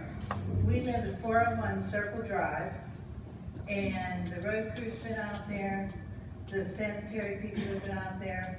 We have a manhole that's right by the side of our house. With these the flooding situations that happened, the manhole cover was dancing and water was coming out of it like a fountain. It backed up into our laundry room, our furnace room, and our garage. We have 3 sons. They came out to help us. We were sleeping in the laundry room to prevent it from going into our game room. They swept over 5 hours. The firemen came and helped. They picked up brooms and they swept it out because we were trying to save our game room. Now, 3 times this summer this has happened to us. 3 times. And something's wrong somewhere. Like the one gentleman said, the sewer water is mixing up with the storm water. Because it comes up our drains, our sewer drains, but it's like rainwater. It's not like really. I don't know if you've talked to, like, one of the options, if you're having continuous backups of sanitary, on the sanitary line, would be to install like a check valve or. Well, we're in the process of doing that. The township put a check valve in for us about 25 years ago. So when this third time that happened, we're in touch with the plumbing company. We're getting one of those backflow valves now. That's what they're using around the check valve. That'll take care of your issue, because when the backflow is closed, you can't do it. Yeah, so we're in the process of doing that, but do we have to do that out of our money? I mean, because this is a township problem, all the sewer and coming into our house. It's not ours, it's the township. Can I ask you a question? Yes. It's actually gonna be sort of directed to Billy. Do you know what we're talking about here? Well, I sent Billy down, wait a minute, I Yeah. sent you down there. What did you find out? What's happening? We have a manhole halfway down the driveway there. The water's running down off the hill, going into the first manhole, filling everything up. So there's, I can't stop that. there's stormwater runoff, infiltrating the sanitary. It's being called and put down along that road, kicking all the way to his house. And it'll probably stop them going into the sewer line and stuff. Check valve don't have that problem. Is that correct? A check valve don't solve that problem. So the backflow, It's coming full circle out of the. Yeah, but if they got a check valve on their line, it won't come into their house. How's it, it says it's getting to the garage, what was that for? He's getting Not back all to the the way down, line. he's getting all the water from down the street too. Well, what do we need to do to correct it? He can put a berm up down along the road. Let's get it done. Well, that was my second issue. Where we said we're not here, there's a hill. It's not a big hill, but there's a hill on the side of us. It seems like some of the people that live on that end, the furthest end, they have their pipes just coming out and running down the road. So it runs down the road and it goes where it comes down and goes right in my driveway. Well, then I need somebody, a code enforcement person to go out there and just take a look at that. if this stormwater pipes off of their houses and so forth, then they're putting it out on the road and it's Yeah. getting into your property, then you think a berm would just deflect that? Yeah, we put a curb in, that helped the Give it a situation. issue. Well, I'm sure it would help, but I think, There's no berm there now. That's a very slight. There's no berm there. That would be a step in the right direction, which may not, you have to understand, they're not fixing, you should move ahead with your backflow there. yeah. That's not our responsibility. We were supposed to get it today, but with the rain, they had to put it off, we're gonna get it on Thursday. But then on Circle Drive itself, there's one home, well, there was a house torn down right beside us, about a month ago. And then a house that's next to it, so there's our house now, there's an empty lot, and there's a third house. They have their downspouts too. They have their drainage like pointing out, and it comes right down the hill right to our place, pointed right at our house. So we have a couple of these issues. Then we have two people who have swimming pools, and so they, let the water off their pool when it rains, that comes right down our place. So somebody really needs to take a look at it and inform these people that it's illegal the way they have things set up. So we have both that issue, the outside issue, and then the sewage coming up. If it wasn't for our three sons that came to help us sweep all of that up, and the firemen, and then, geez, these other guys, they've been so helpful because I've called them to tell them the problems we're having. They've come out to look at everything, so they're real familiar with it. Jake's familiar with it. The sanitary people are familiar with it. Bill's familiar with it. And I want to thank them for their help because they really have come on and tried to help. One of the engineer put on his list, and we'll have John come on and look at the neighbor's downspouts. Okay, We'll great. add it to the Across from our house, there's a huge crane, a big crane that knocked down the house. It's still in that yard right now, big crane. I don't know, but the water was muddy water coming from that crane. Oh, yeah, because Pouring out there, coming right over, right across. John, can you take a look at that? Yeah, well, they took that down and it started to rain like crazy, because all that mud came in our place too.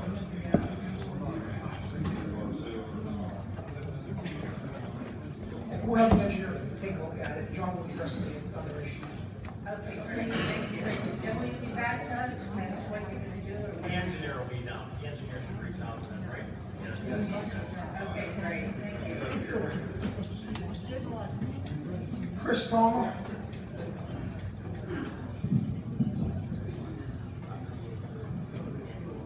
Chris Stoma, 127 Grouse. First thing I'd like to say is how that community came together this past weekend. It was nice to see all the fire departments and first responders, 911 dispatchers, the police, the township employees, and I know I'm missing a few others, but it was great to see. It was amazing to see, but not not unexpected by our Elizabeth Township residents. They're some of the greatest people we could have anywhere. So I'd like to say thank you to all of them.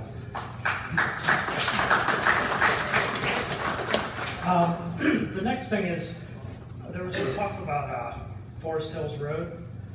Is there a plan B if you don't get a grant for that $500,000 project for that? Because definitely when events like this last weekend come about, it brings light to a one-way in, one-way out scenario for a community. Is there a plan B in the works, or is there thought of a plan B? Because obviously we tried to apply for a grant, but I heard something about we didn't meet some sort of, meet with the residents or something along those lines.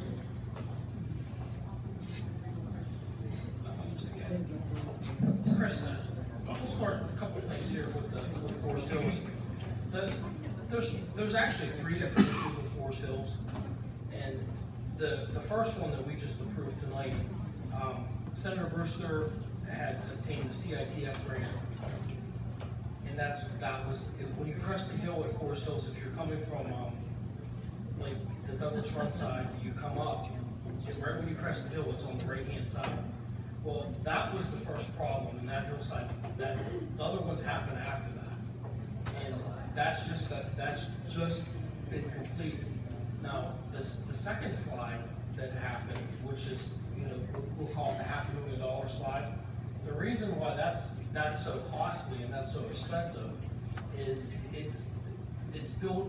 It's the slide underneath the slide is pole seat, and they have to take all that out and replace all that, because when they replace it, coal and concrete, I guess there's sulfur and coal doesn't eat concrete away, so they have to also encase it in Teflon and like a coating so it doesn't eat it away. But there are grants that apply, and Senator Brewster did go out. I actually went on with him last week, and he did say that there's another round of CITF, because the CITF goes, the state senators direct those, the GEDF is granted through the state representative. So there's 2 different avenues to go there, but what our concern is, it definitely is, like you said, one way in, one way out. But where, I talked to Commissioner Evans, and we went down and looked at it, but Morgan Street is a really big concern. And Coal Hollow is not, it's not a good road. I mean, the bridges are bad, and unfortunately that's in Western County. And that's what really presents a problem. But, I do know, like, as far as the Margaret Street, I talked to President Evans, and since it was under, with Damien and Pete, we all got together and they said, it's under a state of emergency. You can get this fixed immediately. So, the engineer came out, he had a contractor come out, and he's waiting for the price. We could do it on a no bid, but we're just gonna make sure the price is in line, because that's a pretty big hunk to come out of Margaret Street. So that hopefully should be completed this week. And like I said, it will be a no bid, but I mean, we are gonna, we did ask the engineer to send the price out so the board is okay, so we don't have to, because obviously if it's $300,000, we're gonna say, hey, we're at least looking at another contractor to get it done, but just in case anything else would happen. But, with that being said, I mean, with the cost being around the $500,000, and we've discussed this numerous times on this board, if God forbid something would happen to, Coal Hollow, and the whole hillside would come down, and it would be impassable, then we owe it to our residents. We would have no choice but to go in and spend whatever was necessary to open that back up. But we are trying to get, whatever we get for the grants, but I mean. If it's not passable now, doesn't that get to that point already? Because I'll be honest, I don't know a lot about it, so I'm just trying to find out, because it seems like a scary moment for a lot of residents. What's not passable? Forest Hills, you can't come down over top of that hill into it, because it's collapsed, there's only one way in. Yeah, and that's what we're talking about, the $500,000 fix. But Right. We're talking about the other. You said Margaret Street Yeah, that's on the could other be, side. yes, Yes. could be, fix it right now because of that issue. Can it be the same thing for Forest Hills? Because it's impassable. I mean, and it's half. I know it's money. I know it's money. Well, it's half a dozen one, half a dozen other. I mean, Right. if we do another round of grants, that, and you know, like Senator Brewster said, the CITF come out, they get awarded in February. If we're going in February, we don't get a grant, it's something this board's seriously gonna have to look at, to say, hey, you know what? You know, we tried for the grants, but I mean, we also owe to our taxpayers too. If we spend $500,000 that we said, because, you know, there's 14,000 people that the answer to say, what did you spend $500,000? And you have to say, we exhausted all of our options and there aren't any options left, so. The only thing that is, the plan B. the plan B, we just don't wanna have no options for Smithfield. That's all. I just wanna make sure that we have some sort of, plan B. The other thing is, since sewage was coming up as a hot topic, I'm gonna bring up the dirty little secret, about that, about the plants and things like that. But over the past several years, the residents have come here to ask about the updates on the sanitary issues in Elizabeth Township. One of those issues is that after 10 years and hundreds of thousands of dollars with various engineering firms to get plans, we have no closer to completing a project than we were 10 years ago. In fact, we haven't even touched a shovel in the dirt yet. With that being said, and many items have come to the township's attention, such as daily DEP fines, making deadlines on constant orders, and most recently, a rumor has been going around town that, and I'm asking the commissioners to address tonight, was there a state auditor general office out here in July asking where $8 million was over 4 years? Back in July, they weren't here, missing $8 million over a 4-year period, unaccountable for. Okay, and then I'm glad you addressed those rumors. Back in July, wondering where the money was. Was there any investigation into it during that time frame? No? Okay, thank you.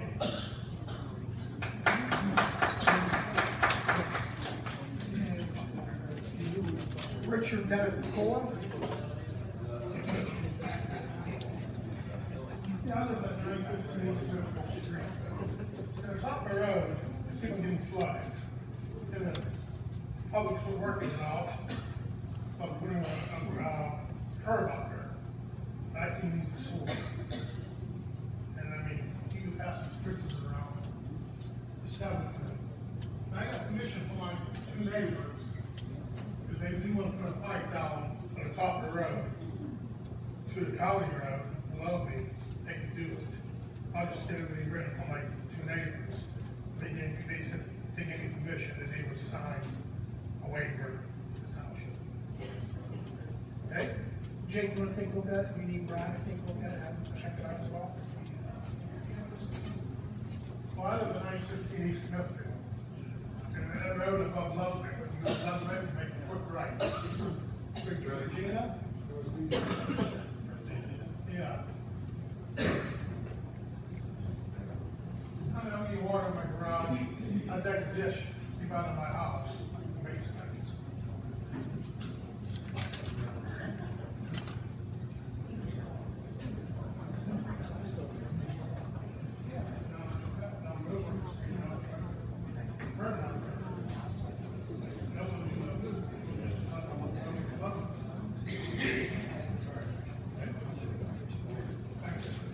Thank you. Jamie, from 271 Industry Road.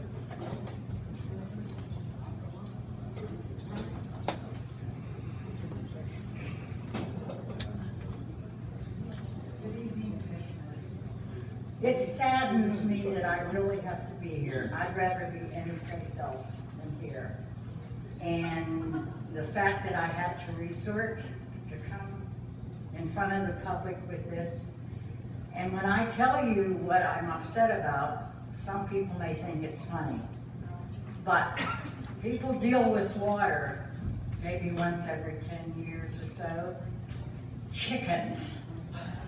Chickens, chickens, chickens, okay?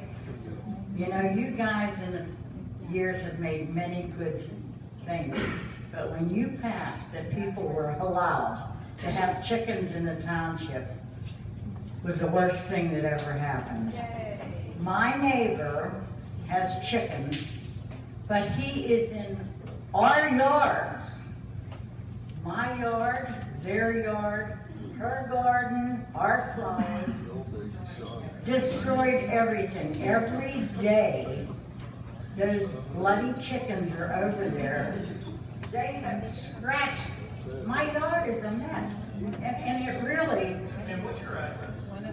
271 Industry Road. I did speak to you, yeah, and I have not gotten down there yet. That's not permissible under the guidelines. I just ran one over this morning. Beg pardon? Just gonna throw that out. I just ran over one. Yeah, well, I want to tell you, if you'd have stopped at 7 in the morning, they're under my back porch. I have not been able to sit out back, nothing. There's poop everywhere. And, you know, like I said, I hate to come up here. People may think it's not, but it's not. It's terrible, terrible, terrible. They have scratched my house, that my foundation is now showing.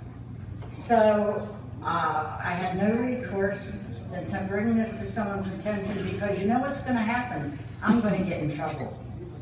In fact, the other day, I come up here and I ran into Tim and I said, "There's just two I wanna see. Tell me, what will I get in the least trouble for? Shooting a man or shooting a chicken?" And I'm telling you, so somebody gotta do something quick. Yeah, whatever you're referring to, it's not permitted under the ordinance, so Dawn, it's a code. You know, and I don't wanna get the kid in trouble. You know, I don't wanna get anybody in trouble. Why can't you consider it his own yard? Yeah, that's the He way has the to have ordinance. a roof over the thing or But something. I was up here a couple weeks ago and I spoke to him too. Yeah. And I've been talking. You know, and like I said, we don't, none of us are greatest people in the world. We go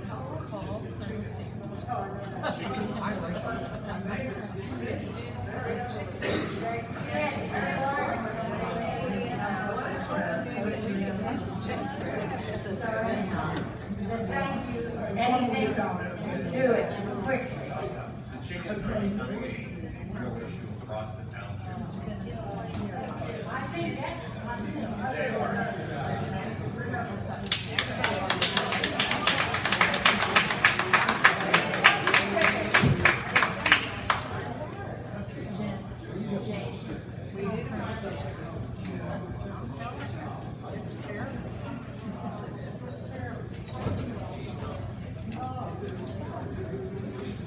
Alexis, 508 Rockland Road.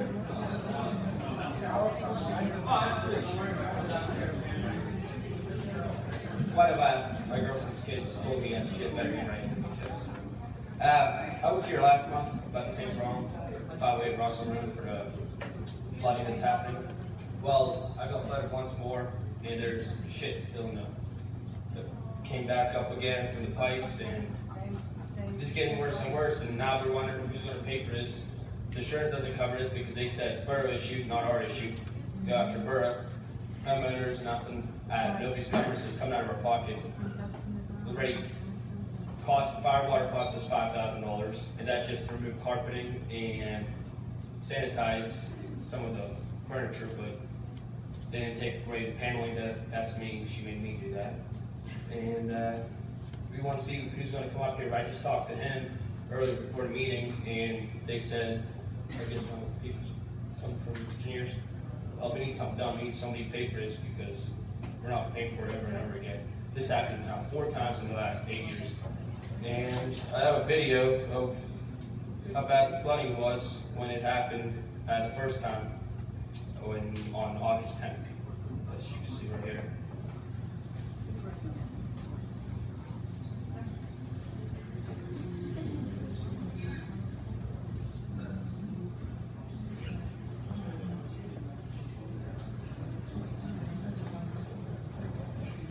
Well, yeah.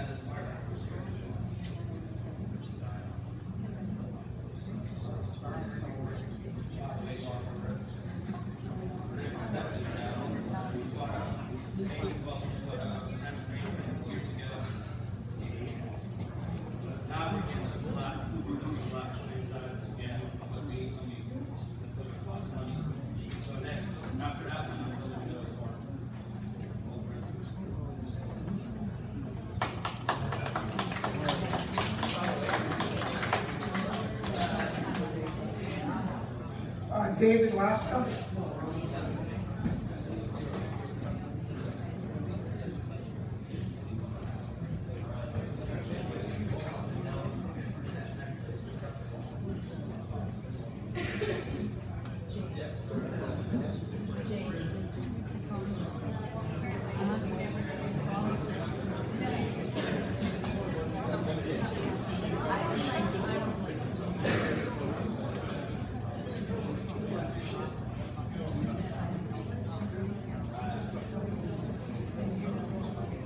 I'm David Lassick. I was here last month. I have a serious issue. Appreciate everybody that's had water problems. I have more than a water problem. This is the sixth time since February 22nd. I get anywhere from 6 to 18 inches of water up against the back of my house. Most of it comes inside. I do not live by a creek. I do not live by a stream or a river. This is at 316 Collin Drive in Stony Brook. This is serious. I was here last month. We ended up with, at the end of the meeting, that the president, Mr. Chris, said to Jake and Brian to reevaluate the situation. 3 weeks later, I called, I got no response. None. Got flooded again. Unfortunately, the fire department, one of the fellows right here has been there. God bless them all, first responders, everything that happened. I can appreciate it. I need to know what can be done. This matter needs to be taken under urgent and important. I lose work, lost a lot of money, and as you can see, this is why I did the pictures this time. I have at least, 2 dozen photographs of what can be done. If you're looking at the pictures, that's what happens to my house every time I get an inch or more of rain. So I'm looking at this. I can't wait for the engineers to come and reevaluate the situation. I'm not an engineer, but I do know what can be done to resolve the problem. I need a catch basin in the back of my yard. It's 60 feet to the street. I want to know how you guys can help me. Can I ask you one question? Sure. You got a catch basin now in your yard. No, I do not. There's not a grate back there? I got something today, I got to go out and check, but it was raining. That's going straight into the source. That was, I have no idea where that came from and put in. And that's going to the source, I have to cap it off. You can cap that off, okay? I didn't put that in, but I did spend $6,500 last year on changing my downspouts to the street. I put a mirror system in. I have 2 catch basins inside the house that pump out to the street. I'd have the garage floor redone. Every time in the winter, when that water comes in, it freezes that under that house. That's hydrostatic pressure, busted up that concrete. So I did what I could to Mr. Watson. I can appreciate what you're saying about that. They took the French drains out of my dad's house back in the 70s because they dye tested it. I'm not having that problem. I'm having this problem now. I don't know why. Somebody said on here, 2 board members here having problems with their basements? Oh, somebody said we have people on the board or that's having that. How do you like that? That's coming down off the hillside. All those fields and hillsides today. I know. We talked briefly about this last time. You don't know that. Yes, we did. I do not own that property, but this has only been happening since February. Where is that water coming from? Can you guys see these pictures? I don't know. Since February. February 22nd was the first big flood. I understand that. No idea, man.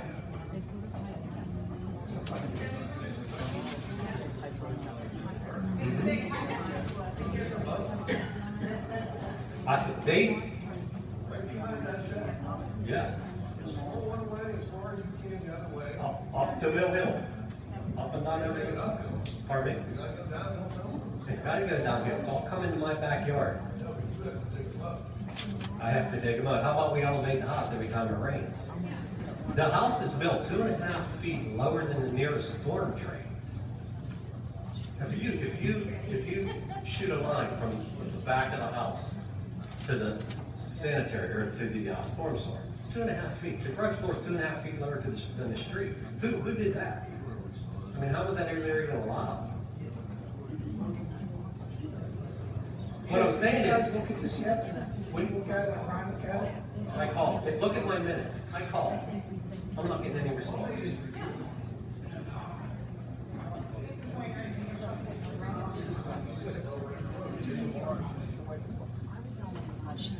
I have a question, and Which one? Up above or below? That property behind that pine trees is not mine. I own to the pine trees.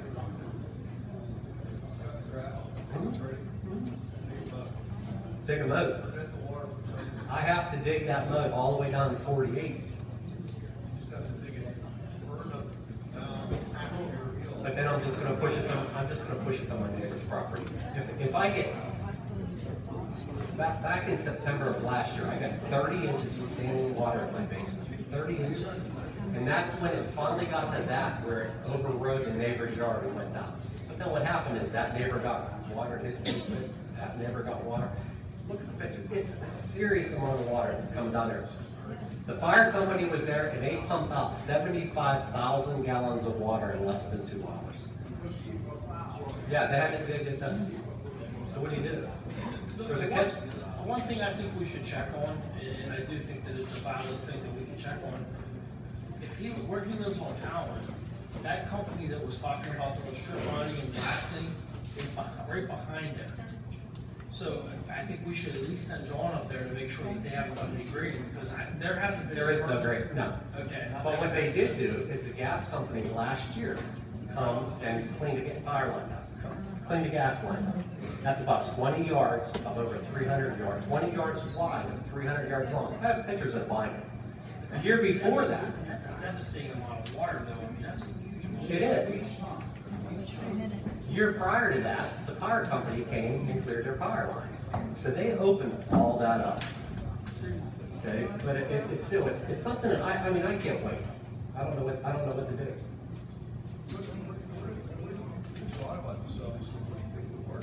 Catch basin in the backyard. I'm 60 feet from the street.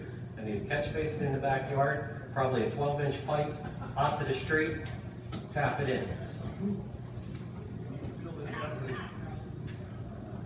So, we can make it easy for you guys. I'll bring the machine over there, and you send your engineer over there, and we'll take care of this real easy. You won't have to wrap up a lot of time or expenditure or anything. Just bring us a catch basin, and you tap into the streets and take care of the rest. Well, yeah, fair enough. No, That's gonna fix the problem. well, it will. But what I need done is, Jake already said, I'm giving you the authority to do this. Yeah. Which is great, but I said to him, I will not come close to the road. I can get it to the road for you guys. And you either guys can cut it on an angle on the road, the storm drain's on the other side of the road. Isn't there one on your side that is down further? Yes. Correct. Okay. Well, that's what I'm not going to be responsible for that. Jake, is that something we can do? There's one on his side of the road, that's what's going on. That's an issue. Those are the main charge. Which I heard, this neighbor said it was and he wants to go to the other side of the road, there's something. Well, the other side of the road is I do not want to go through my neighbor's property if I don't have to. I want to stay on my property. Yeah, honestly, I don't think we're an engineer is here right now. So I think what we need to do is have Jake, the engineer, go out there. That's not working. That's not working. I mean, because I would need to talk, I have to talk to Ryan to see where is the township's exposure here. Because what you're telling me is the private property flowing down, Correct. flowing down. Correct. So where does the township come into play there legally, responsibility wise? Because we're not responsible to go through and solve everybody's water problems, until we create the problem, we have to fix it. All residents stay here. I agree with two of them.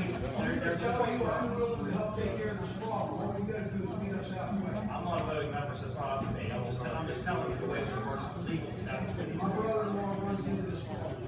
I'm not saying it's not a problem, I'm not saying it doesn't need to be fixed. What I'm saying is, you have, I would need to see something. You're not talking, I'm talking to Brian. Thank you. David Gardner? You're out.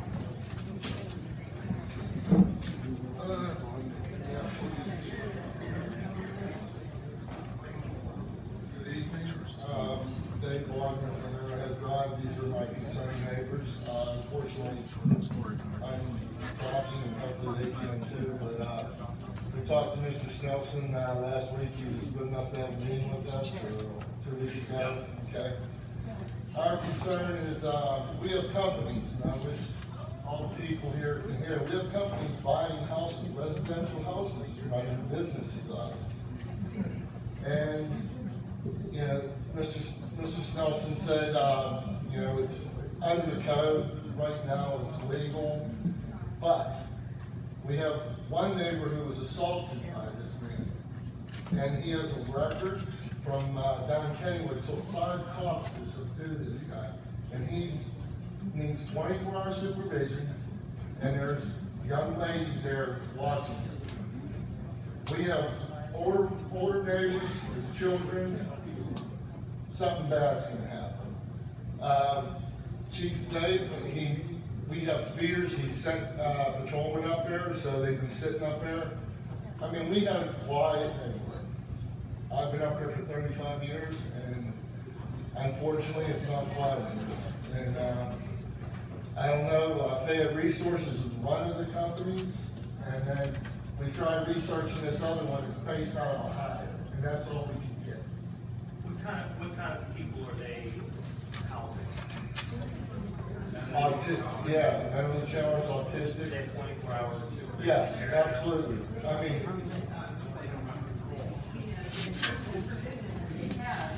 The one little girl just graduated high school this year, and they did a trick certification down at County School, and then send these kids up there. You know, they can't really. Yeah, I'm investigating more for the zoning end of it, so I can't speak to what their company is doing, whether or not that's sufficient or not. I'm trying to get my arms around whether or not it's permissible zoning wise, because as you may or may not know, if those types of facilities generally have protections under both the ADA and the FHA. So but what are the people, good people, residents of Elizabeth Township? Where's their rights? Can they get beat up by these people? I don't think so. Yeah, and I'm not disagreeing, but I'm just telling you what federal law, like how that works. I understand, there's stipulations that protect them, but we need rights too. Yeah. And what I would like to see is our commissioners maybe look into the zoning rules and maybe make some changes possibly. I mean, I know there's. I don't disagree with you, and maybe that's something, that is definitely something we should probably have to be looked at. Although, I'll just say, I mean, it's very difficult to just zone them out, to just say you can't do it. I understand that. So there are things I'm sure. But I think we're at the start of it, and it's gonna snowball into Elizabeth Township. And I honestly don't think we want our township to be this kind of residents. I don't know if my neighbors have anything. We have these, 2 residences now, and, you know, we're on Arrowhead Drive. It is already a really narrow road, and now we have employees that are coming and going, and shift change, and, parking issues, and, you know, all kinds of things besides just having them there. You know, there's a lot, that neighborhood was not designed for that kind of traffic, and, you know, I mean, we have ambulances coming and going. Sure, and I think maybe those are the items that can be addressed maybe through an ordinance proceed, like, you know, those are the types of issues, parking especially, the traffic, those types of things are things that we can probably control. The chief is doing something about it. He's sending the patrol up. They've been sitting there watching for the guys coming up to work. I mean, it's a 25-mile-an-hour, I think, road. They're going like maybe 45, and it's a small, narrow little cul-de-sac. People are having issues even with the employees, like, you know, neighbors are going at it with employees that are not respectful of our vehicles.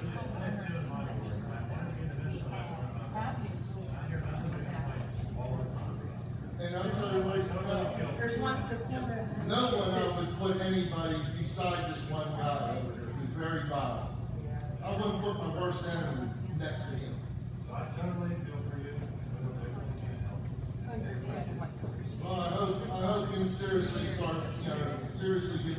the benefit of that and start looking at the zoning boards or zoning rules for all of our residents, not just up here. I think we're really, you know, if we don't look at this, bad things are gonna happen, we really do. All right, thank you.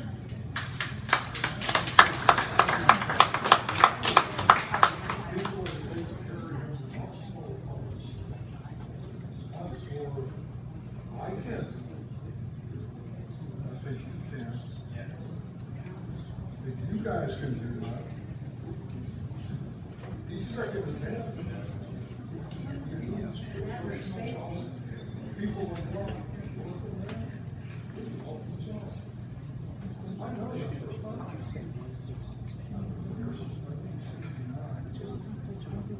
I see what goes on in the hills.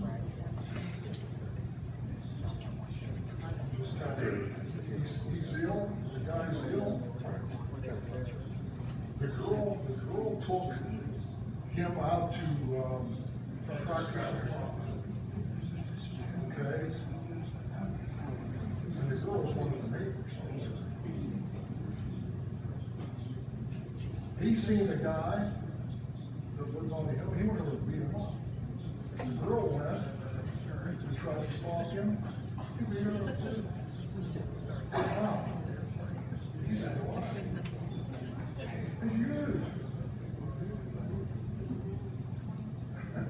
Response. John Jarvis. My name was on the list. Can I say something real quick about this? Yes. I mean, we've had it for years, and here's the most important thing to do when you feel replacing someone that has issues, you know, difficulty. You have to call us. Okay? Call us, we document. These companies, I know Fayette Resources, working with them over the years. They have a certain responsibility also to their employees and to keep them safe. There was a gentleman in one house, they had to finally remove because he assaulted the staff. And it took some calls and some incidents, but I mean, that's the most important thing to document. And as far as most of these homes, the biggest problem we have are the employees coming and going. Other than that, most of these homes don't even know they're there until you get your first ambulance. Well, I'll tell you what, the activity, unfortunately, aren't like that. Your officers were just on a call about a week ago, the lady was laying in the middle of the road. But the most important thing is to call us, let us handle it, you know, we'll document it.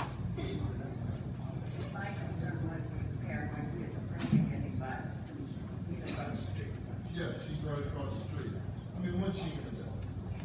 We're pretty tight community. And, trying to look out for everybody, it's coming. It's coming full circle. There's numerous ones in this township, and like you said, you guys have a great neighborhood, but you're speaking for the whole township too, and we as a board, I've had this discussion with the solicitor, we owe to do everything we possibly can to see what kind of zoning, and if that entails zoning any business to conform to it, just not separating them, like any other business, we have to look outside the box and figure out what we need to do. And we've had discussions, and I don't think anybody on this board disagrees. We just gotta legally make sure that we do something to protect the township from not getting ramifications. But we are improving that. Thanks, Dave. Thank you. That lesson, I just want to thank you. The Fayette Resource, that house ain't owned by Fayette Resource now, and nobody can figure out who does own it. We need to find out, like, is this a legal business that they're running out of that house? Because at Fayette, you don't know that, but we don't know who's running this. It's a different company. Yeah, it's Ohio, that's all we can get out of it. Thank you. Thank you. John Jarvis?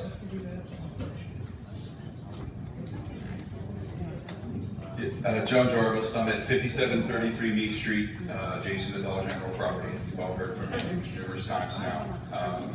Need to point out, first off, this may sound like a newer issue, but this has been going on for 2 years now, I would say.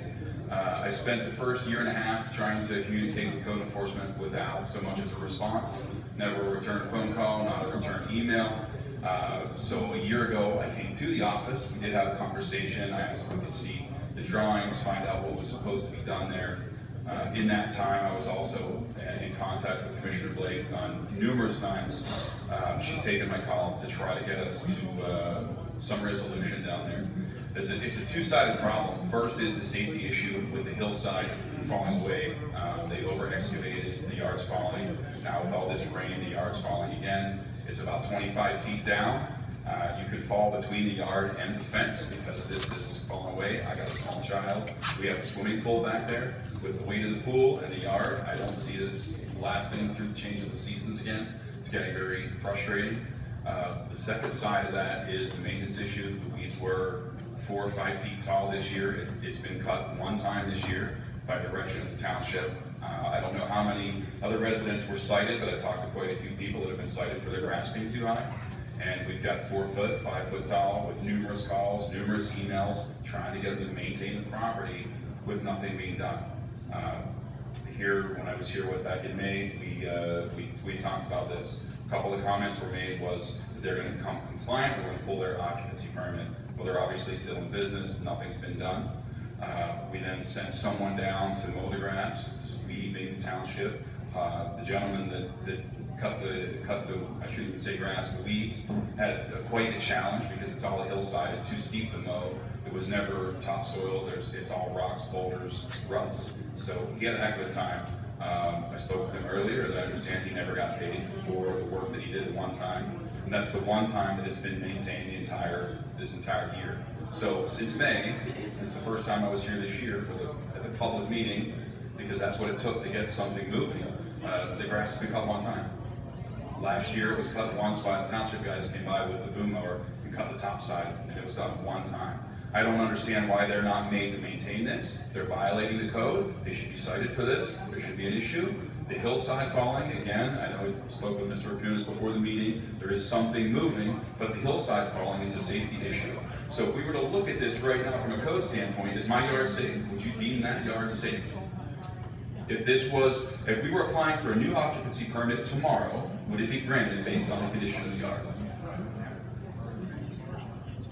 So would the engineer say that that was safe with a gap where my child could fall 25 feet down to the Dollar General? Would that be safe? I think that this is a safety issue that needs addressed.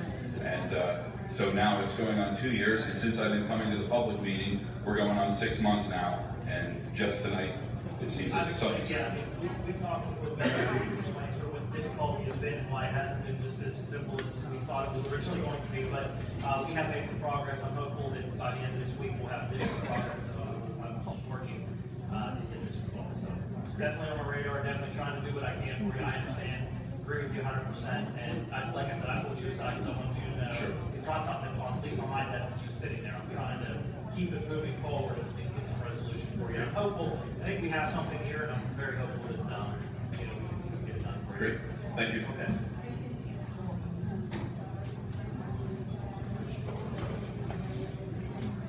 I want to make a comment about people here about the break. I feel sorry for them, but they get this water in their place. Holiday likes to live 35 years with freaking time. You get water every time the rail is in the car. And on my place, in Sharp's yard, they get water, I get water. Drinking problem all started years ago when we died tested. When we died tested, and the people drinking water out of the sanitation source, just put it down Jim Jones' property. Go out by Tom Sharp's water. We'll put it down there. Well, I'm gonna tell you what, this is a bunch of shit. If anybody thinks Jim Jones is gonna take any more than crap, they're ready for a new way. But all this township, I'll go, I'm gonna get a little order, I'm suing this township. They had a contractor come over to my place and do work. And I told that person, one of the engineers of your company, I told him, I said, the water is breaching the trench. I can't see how it's going. Hey, I'm a supervisor for a large company. Don't tell me how to do it. I see the water breach your trench. It goes to bypassing catch basin. They have a catch basin in my yard now. The root cause of this problem, the root cause is the houses up on Skyview. There's 4 or 5 houses up there on Skyview that are sending their freaking water down to our hill. I had a peach tree, in my yard. That peach tree was here for 20 years. Within the last week or so, the water come down the hill so freaking fast, it washed my tree out of the ground, uprooted it out of the ground. I said to that peach tree, how in the hell would they like to live in my place, Sharpie's place, for 30-some years and put up with this freaking water? It's a bunch of crap, and it's got to come to a halt soon. The whole problem is, whenever they have them digests, it's when the majority of the water started coming down the river. And it's just like Niagara Falls. The water's coming down through my property, it's going over to Dick's property, it's going over to Sharpie's property, and then there's a nice wall over there, the wall's going down. I'm sure the times are going to come over there and take care of his wall. To rebuild it. Bullshit. So I'm Sharpie got to take care of his wall. Jim Jones got to take care of his property. I gave them the right of way whenever they did this revision here last couple of years ago, 3 years ago. I gave them the right of way to go to my property. That didn't help one iota of it. Get them all right of way, but they went, there's 4 houses off to my left that they have water coming in their yard.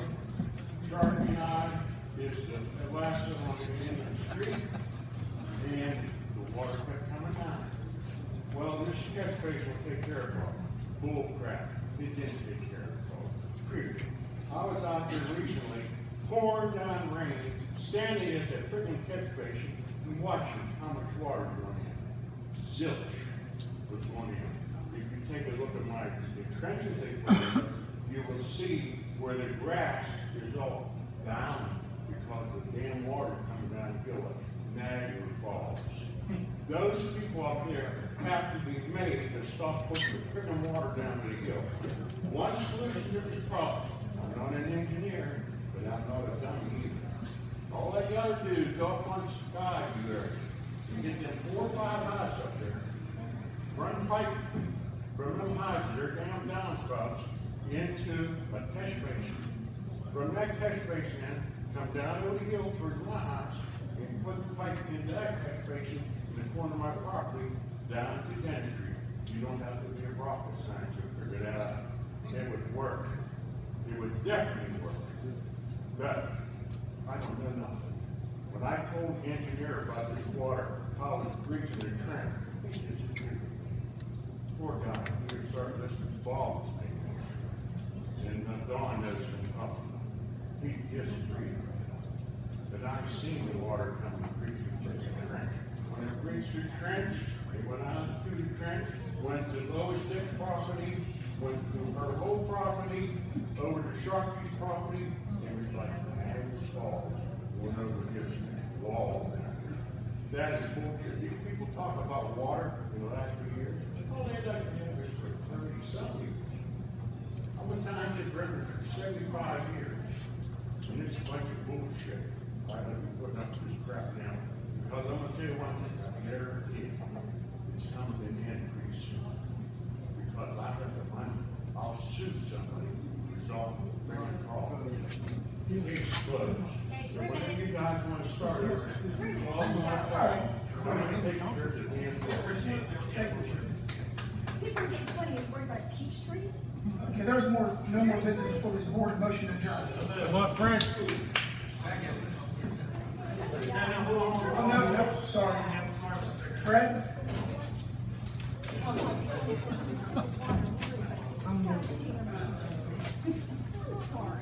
Sorry, Fred.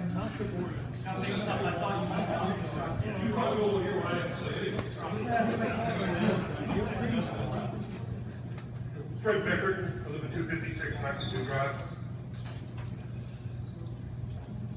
At the July Commissioners meeting, I raised several issues concerning non-compliance of township ordinances at the Castor property. I wanted to find out if, Ron, hopefully you can answer this, has there been any inspection or corrective action on the property since the July meeting?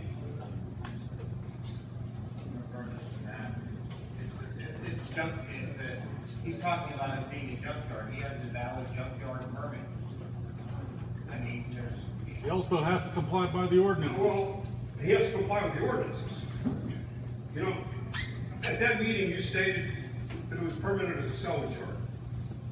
You also stated that it's been operated since the 90s, and that Castor gets a license every year.